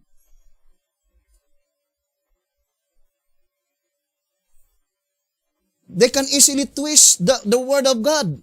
Brothers and sisters, first of all, Micah 7 verse 14 and 15, it is David that had been commanded by God to feed his people. How could it be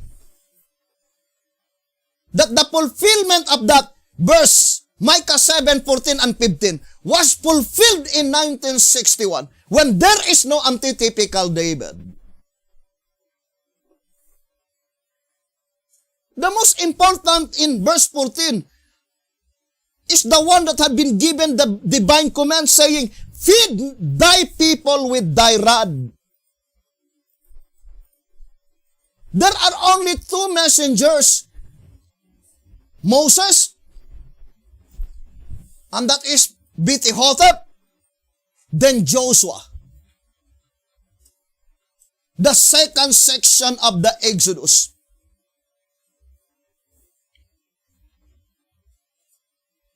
So if you will read only Micah 7 verse 14 and 15 through types and through symbols, you can easily discern that that is a counterfeit Bashan. That is not the Bashan. As a matter of fact, there is no present truth in that movement.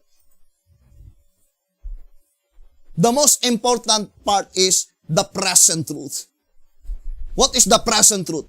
Concerning the judicial proceedings in the heavenly sanctuary. They were in total darkness. Now let me read to you the prophecy.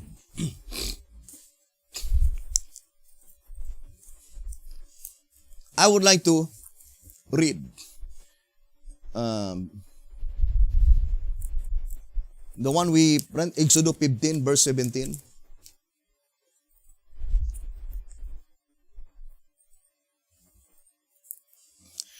The last part, concerning Daniel 8 and Daniel 11. It says, but let us see what Daniel, you remember, sister, the last part. It says, but let us see what Daniel and the angel Gabriel called a sanctuary. Daniel 10 verse 12. Is it not plain here that Popery took away the daily, destroyed paganism by arms or armies that stood on his Popery part or side? Daniel 11:31. And then it says, the taking away his sanctuary or polluting it is the same. For it would be absurd to say that the land was taken away, or that by this transaction the land was now polluted. What have been taken away? In Daniel 8 verse 11 and 12, the sanctuary of God.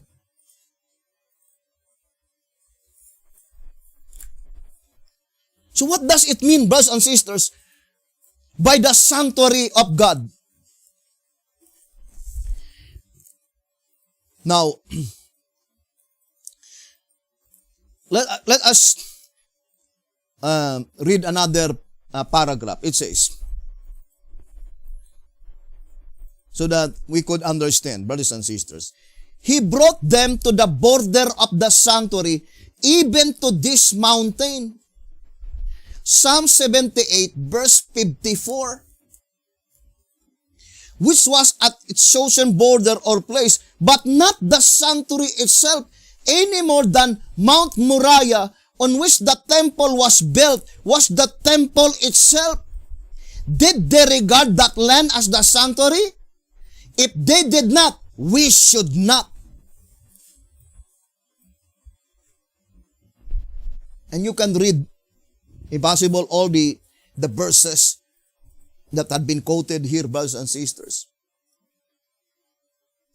Because the sanctuary, we already read in Ezekiel 43, verse 7, that is the sanctuary of God.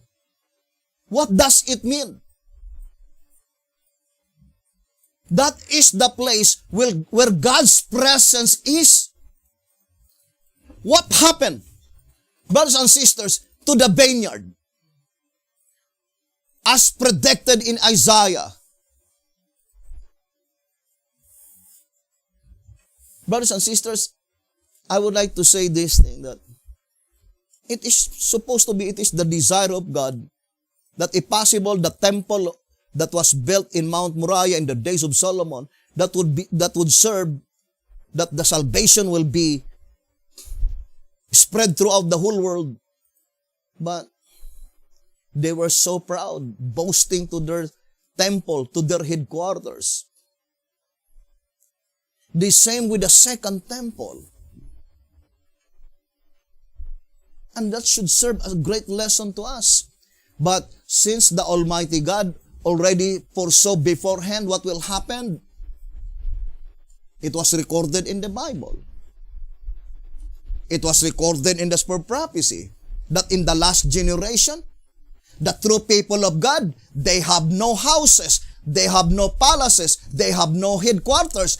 And the only headquarters that God's people is dreaming is the headquarters in Mount Zion.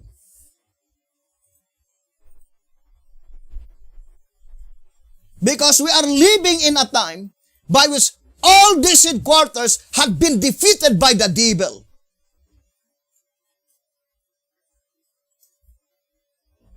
Now, I would like to read tract number 6.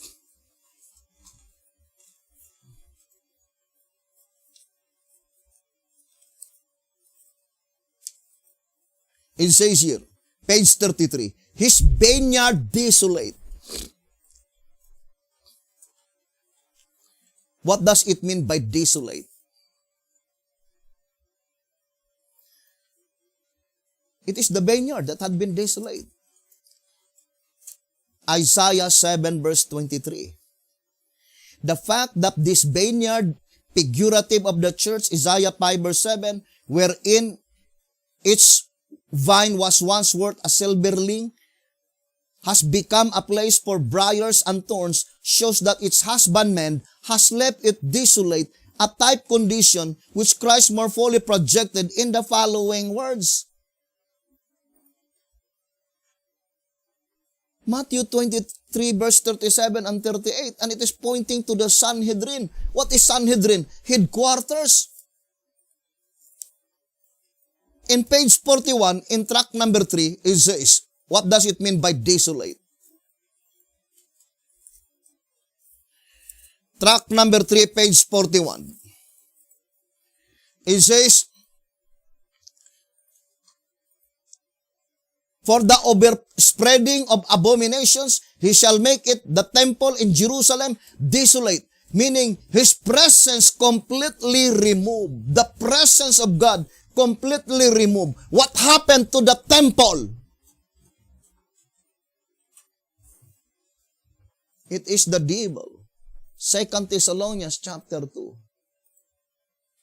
The man of sin sitting in the temple of God. Ponder deeply, brothers and sisters.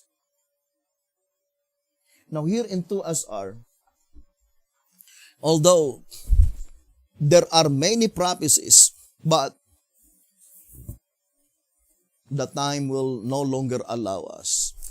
Here in 2SR, page 261, it says, to John was shown the true spiritual church of God in all ages in a symbol of a woman. What is the statement in 2SR 288? Written words can be misconstrued, but symbol cannot. In what symbolization, brothers and sisters, that God showed to John the true church in all ages? Now we are now in the last age, the last generation, in a symbol of a woman. And there are only 2 women from 1844. That is the Seventh-day Adventist Church and the 11th hour church.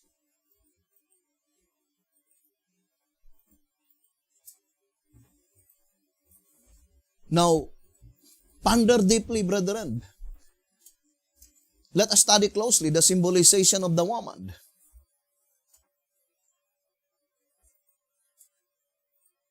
Recorded in the Bible.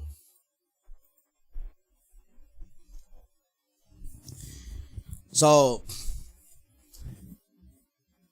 the voice of inspiration plainly telling us that the only way that you can ascertain clearly the true church of God in all ages is study it in a symbol of a woman. And of course, the last symbolization of the woman, brothers and sisters, must be the woman that will be impregnant of the 144,000 living saints.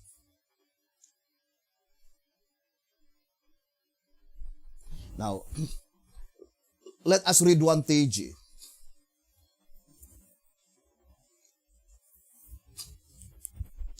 One TG number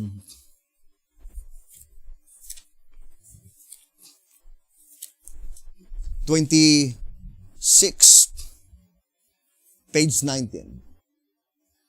It says here, she is to bring forth her children while in the field, while in the Gentile lands. Then the time of her sojourning is to end, and she is to be delivered.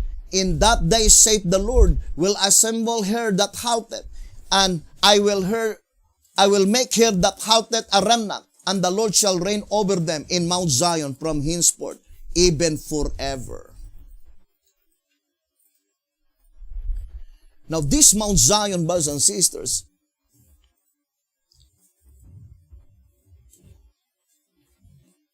first of all, pointing to the heavenly Mount Zion. Because at this time, this woman, she is impregnant with the children of Zion. Now let us read 1 TG. Who are they, the children of Zion? 1 TG number 49 on page 8. Now who could the children be? To be children of Zion, they must someday stand on Zion. They are therefore none other than the first fruits, of whom the Revelator says, and I looked, and lo, a lamb stood on the Mount Zion, and with him 144,000, having his father's name written in their foreheads. So that is pointing to the 144,000 living saints.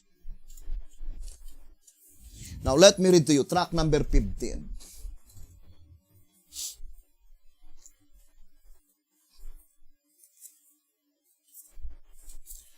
Track number 15 on page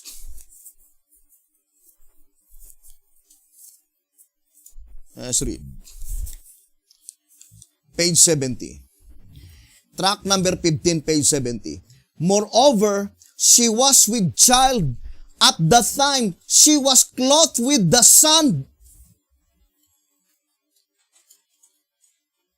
Now, maybe the Davidian will focus only to the type. Because the type, the woman in the wilderness, that is the first call. The woman which went out of Egypt. But the 11th hour call is also the woman which went out of Egypt.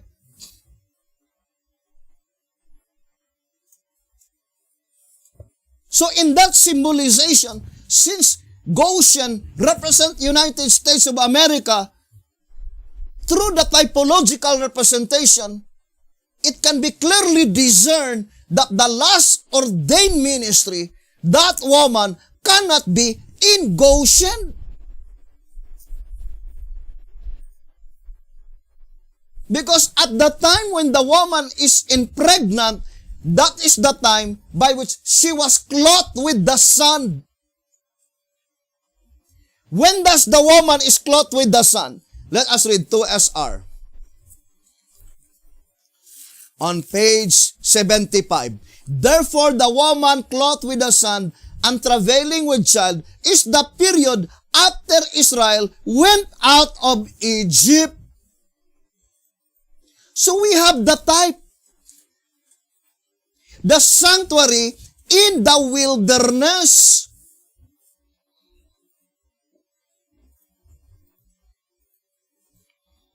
Now let me read to you.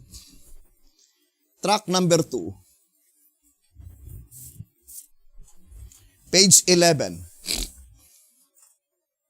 It says, page 10 and 11.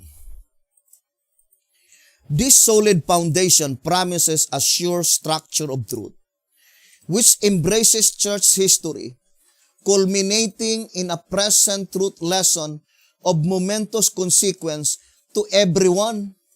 Only if it reveals such a truth can we know that our interpretation is divinely inspired, not private, and that it will stand every Bible test.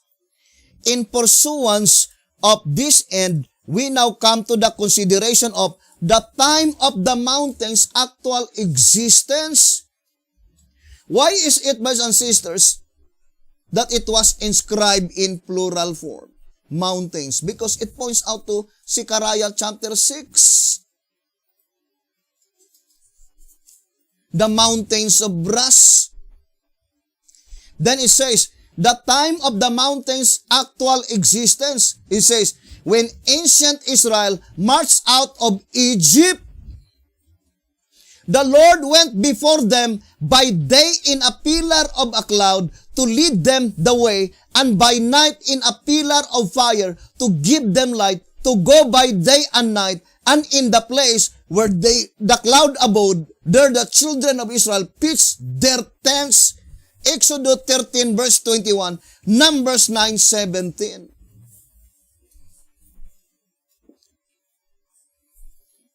And that predicted event, brothers and sisters, will be fulfilled on this coming Day of Atonement. The fulfillment of the vision of Ezekiel. And brothers and sisters,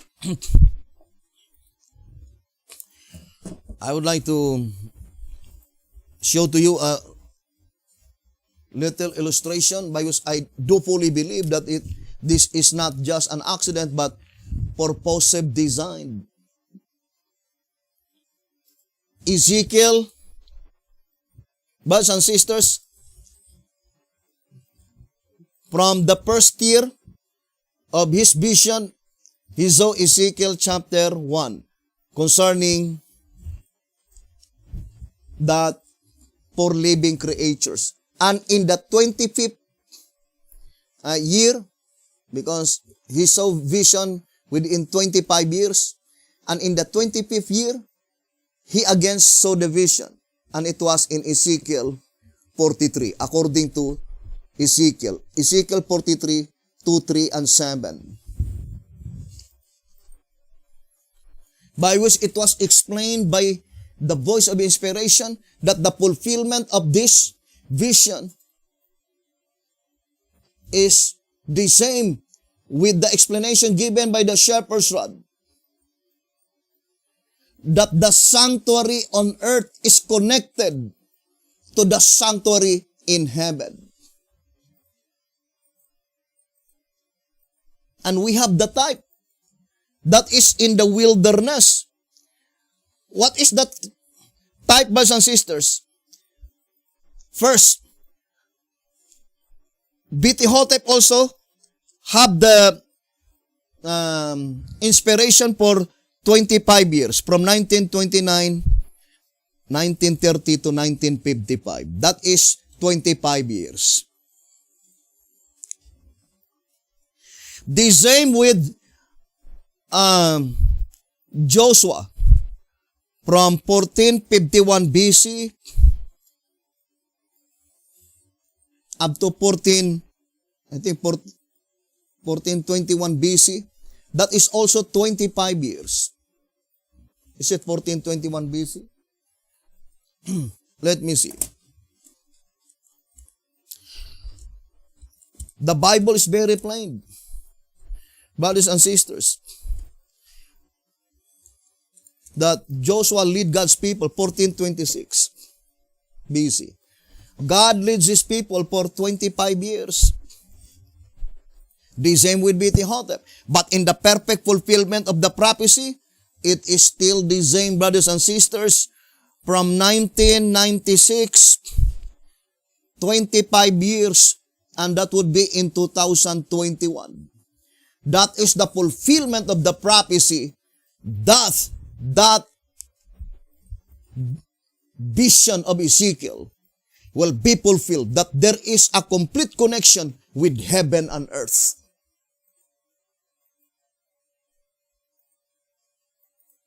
And that is the time, the description that the woman is clothed with the sand.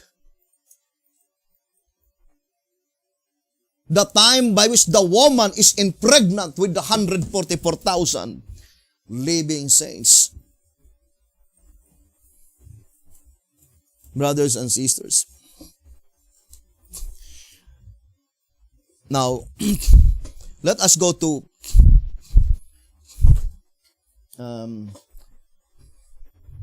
another angle with our study.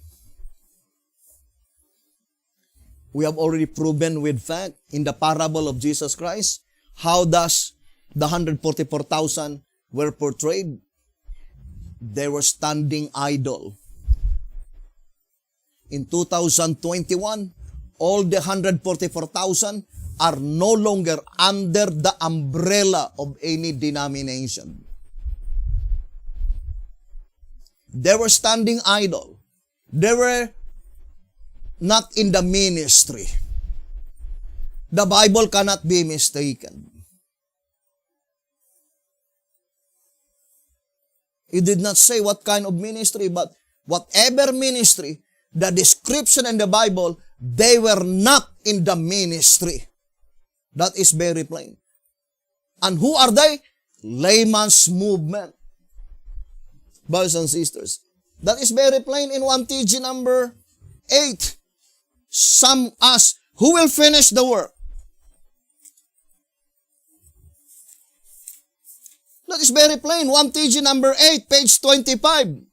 It says, this indeed is the layman's movement that shall finish the gospel work.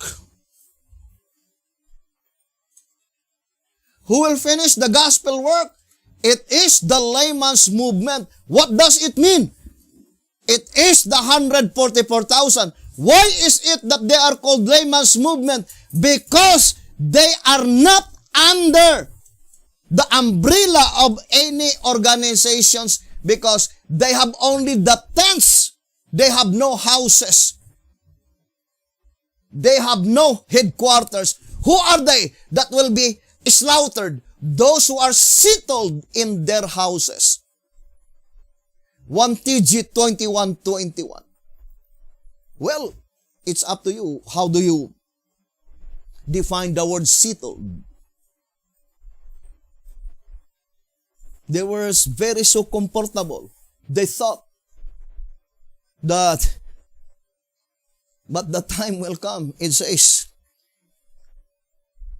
all the membership of these habitations, what is habitations? Headquarters, will mourn, and they will find out that the shepherds, that whom they implicitly trusted for their salvation, deceived them, all who followed them. Because the only shepherd that God will place under the 144,000 is antitypical David. And we will prove to you that, brothers and sisters, the time by which God will replace these false shepherds herding God's people is at the time when Jesus Christ will arrive to this earth. The time when Jesus Christ will reckon with them.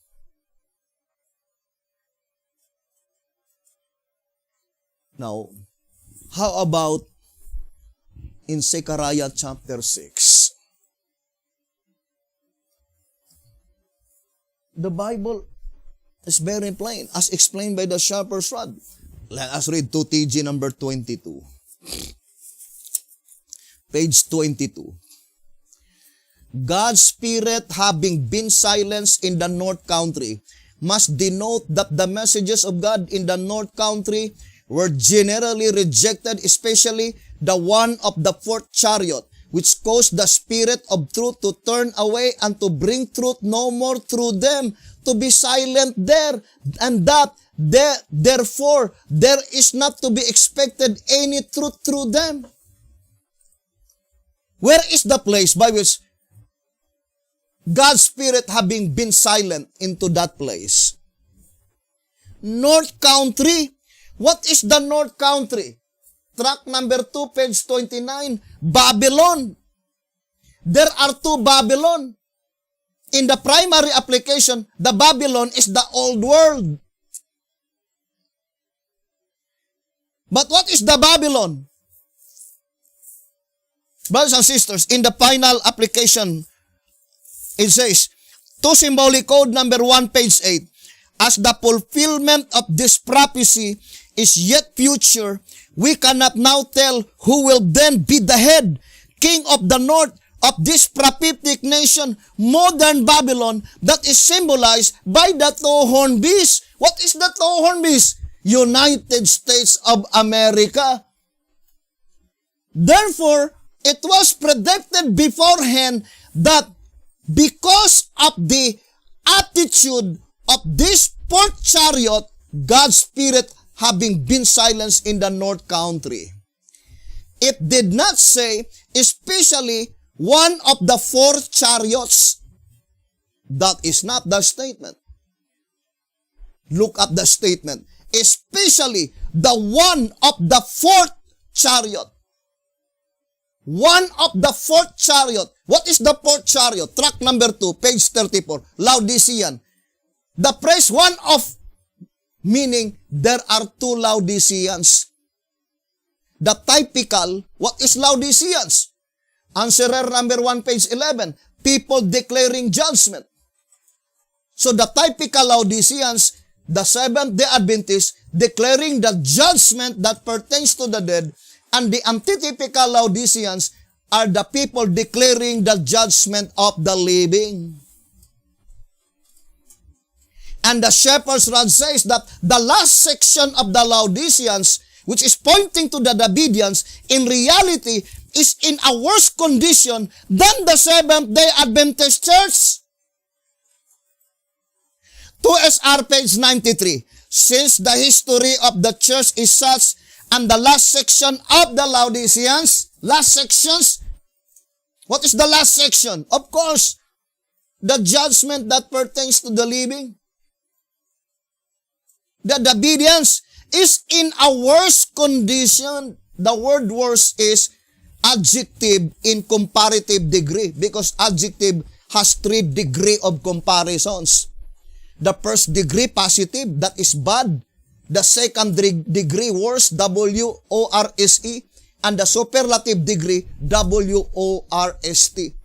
And comparative degree is used only to compare 2 objects. And there are 2 objects here. Brothers and sisters, there are 2 objects here. The typical Laodiceans and antitypical Laodiceans. Apology, it is not me. It is the Word of God says that the antitypical Laodiceans, the Davidians in reality are worse than the Seventh-day Adventist church. Well, I will no longer elaborate that. But that is what the Word of God says. And because of that, brothers and sisters, God's Spirit withdrawn in the United States of America. And God decreed, do not expect any truth that will originate in the North Country, United States of America. So we are in total blindness. We do not know the prophecy. Brothers and sisters, the last messenger that God raised up in the United States is B.T. Hotep. According to this prophecy. So that is erroneous idea that there are messengers that follow after B.T. Hotep in the United States of America. How could be that there are messengers when God Himself decreed, do not expect any truth in the United States? And that is why B.T. Hotep says in track number 11, regardless how plausible, if you think it seems very reasonable, plausible, as long it originates in the United States of America, it cannot be of God. Track number 11, page 12. All present truth believers should now see the necessity of shunning every wind of doctrine, regardless how plausible or reasonable it might appear to be. Remember the words, behold, those that go toward the north country have quieted my spirit in the north country.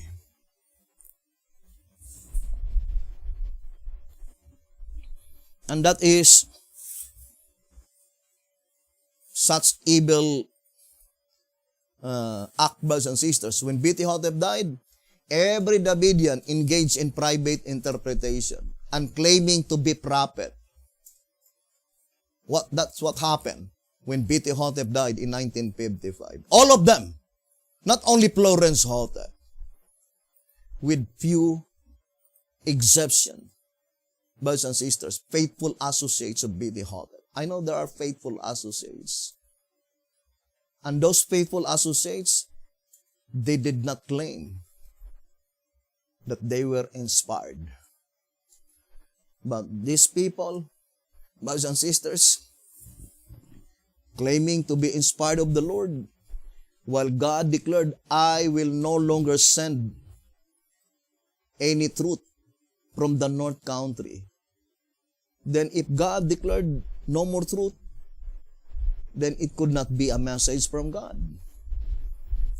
Because it was predicted beforehand that the last message will be in the wilderness. And that is why in 2SR it says, I would like to read this reading. 2SR page 228, it says, therefore, I would like to read, she being a symbol of the church was given the wings of an eagle to fly into the wilderness for 1,260 days or years, that is during the dark ages. Therefore, while she was in the wilderness, there could have been no church in the vineyard. That is not difficult to understand. If the woman is in the wilderness, then there is no church of God in the vineyard. What is the vineyard? United States of America. That is very plain. So we have the type and antitype. So, and we will prove to you that the perfect fulfillment is in the judgment of the living. So this is literal vineyard. Literal. Palestine. And this is the modern vineyard. Modern vineyard, according to the Shepherd's Rod. Or modern Palestine, which is United States of America. The woman is in the wilderness. The woman is in the wilderness. But this period from 31 AD to 1844, it is the period of Isaac, which does not exactly fit, because according to the Shepherd's Rod, the perfect fulfillment must be in the period of Jacob, because Jacob left the vineyard and Isaac did not left the vineyard. So it must be in our time, brothers and sisters. There are two church woman. The woman in the vineyard, that is the Seventh-day Adventist church, and the woman in the wilderness, brothers and sisters. And that is the 11th hour church. 11th hour church. And that is represented by Jacob. So if the woman is in the wilderness, that is the time by which the woman will be impregnant with 144,000, then there could be no church in the vineyard. That is very plain in the symbolization. That is why symbols cannot be misconstrued. And some say,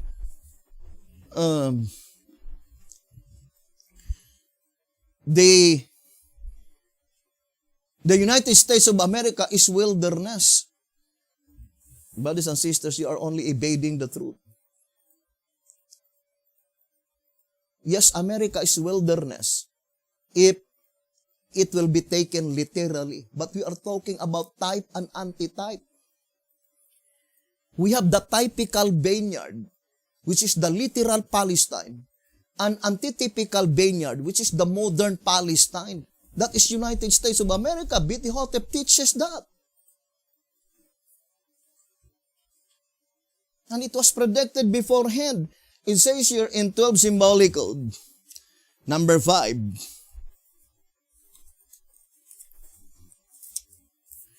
On page 14, it says, but according to Revelation 12, the church was at some time to leave the vineyard, the kingdom, and go into the Gentile world. This phase of the church history is not typified either in Seth or Isaac experience. Only in Jacob's life do we find that type for it. But what is the period from 31 AD to 1844, by which the woman is in the wilderness? That is the period of Isaac. Let us read 1 SR 227. As Isaac was the firstborn after the Spirit, naturally, he must represent the persecution beginning at the cross of Christ. Quoting the words of Paul, he says, now we, brethren, as Isaac, are the children of promise. Galatians 4 verse 28. Isaac then represents the section from the cross to 1844. So that is only the partial fulfillment of the prophecy. And we can prove that because the woman which is impregnant of that man-child, she was persecuted by the dragon. And in the first advent of Jesus Christ, the woman that impregnant to Jesus Christ is the Jewish church. But the Jewish church had not been persecuted by the dragon. Revelation 12:13, the one that had been persecuted is the Apostolic Church.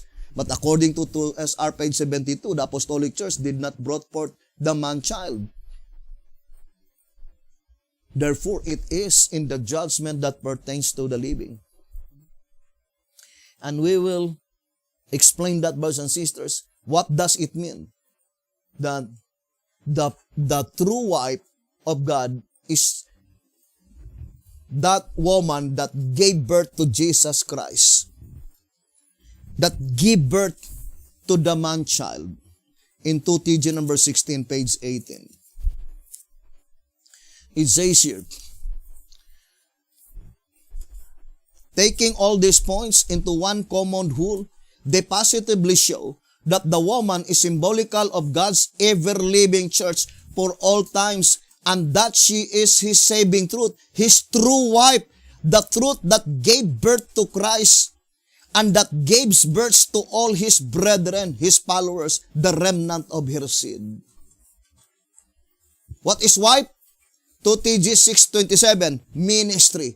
True wife meaning true ministry. The ministry recognized by Christ as His. Who are they? The one who gave birth to Jesus Christ. What does it mean? The one by which given the information when would be the visitation of Jesus Christ. Because the woman on the first advent, she did not know Christ's visitation. But the woman in Isaiah 66 verse 8, brothers and sisters, she know Christ's visitation. That is the fulfillment in Ezekiel chapter 1. So, brothers and sisters, there are a lot of things to study, but I do fully believe that if this message is cometh from God, no one can hinder it. If this message cometh from God, woe to them who stand against it. And if this message cometh from God, it will triumph. Come what may, brothers and sisters. And without any doubts, this is the very message, the 11th hour message.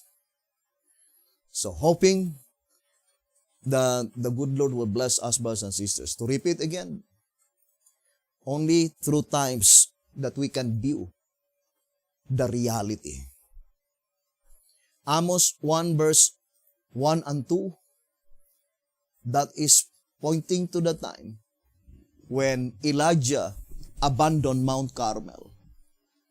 At the moment when Elijah abandoned Mount Carmel, Sister White says, Carmel gradually is withering. The rivers, the waters decreasing in the fountains until all the waters had been dried. So the withering is gradual. The only difference in spiritual aspect is it must be spiritually discerned. And only the 144,000 living saints can discern that after BT Hotep died, that is the antitype when Elijah abandoned Mount Carmel, that for 20 years, Mount Carmel is full of beauty? Would you think that is just a mere happenstance? Beti Hotep also is for 20 years from 1935 to 1955. The same with Jacob. Jacob was 20 years in Padam Aram. You think that is just a mere happenstance? That after 20 years, Jacob abandoned Padam Aram? But in the antitype, being broader in scale and wider in scope, it is the time when Beti Hotep died. Then, brothers and sisters, the one who remained in Padam Aram is Laban, not Jacob. And when Elijah abandoned Carmel gradually is withering. Brothers and sisters, I know that unlike in the past, it's easy to recognize. But now, it's very hard because they pretentiously believe that spiritual prosperity are all in their borders. But the time will come when all the habitations of the shepherd shall mourn. In that predicted event, brothers and sisters, when God will replace all these shepherds and one shepherd will be given by God to all the 144,000 living saints who did not bow their knee to Baal. Thank you very much for listening and viewing this program. And apology if there's something that I said which is not appropriate. But the only things deep down in my heart is to share this message. Many Davidian are ridiculing us, mocking us, and say that you have many predictions that failed. But all of us knew our experience. That is the period of delay. And as a matter of fact, before the date arrived, we saw already the correction given by God. Every now and then. But I think we could not be blamed for that because it is God who purposed that there must be delay. And some say, he is a liar because not only 3. No, the 3 mentioned there in volume 2, 192 is period of time. The delay during the proceedings of the temple, the delay during the proceedings of the first 4 seals, and the delay during the proceedings of the last 2 seals. That is period of time. But they don't study because they were prejudiced. They closed their eyes. But brothers and sisters, we guarantee to you, we are now in the period of time by which God Himself declared there will be no more delay. And brothers and sisters, without any doubts, 100%, the time will come and it will surely come to pass. And those who are mocking and speaking evil against this denomination and against this message, you will gnash your teeth bitterly. It will no longer bar distant, my dear brothers and sisters. So thank you very much. I love all the obedience. It doesn't mean that when we share the message, we are saying that the Davidians are wicked. No. I know they are good. But the only thing is that we will not be saved by our own goodness. Because in the sight of God, our righteousness is only as rags, ragged rags. It is the present truth. Without the present truth, we cannot receive the seal of the living God. And it is only the seal of the living God that will save us, brothers and sisters. And this is what we are trying to share to all the Bidian. The present truth under the seventh seal. What is the present truth under the seventh seal? The proceedings in the heavenly sanctuary. And everybody has no knowledge that we are approaching the last and the final day of atonement, the blotting out of names, this coming October 10, 2022. In Gregorian calendar, that is March 27, 2021. The days is getting shorter and shorter. So, I remember the statement B.T. Hotep says that even the whole world will reject this message. Let me see if I could remember that statement. We will still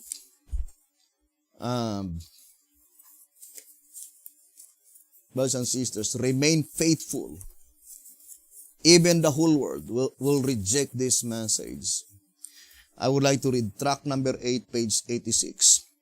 We too may say, do the whole world will reject God and His message, yet we will trust in the Lord. I would like to read again. Tract number 8, page 86.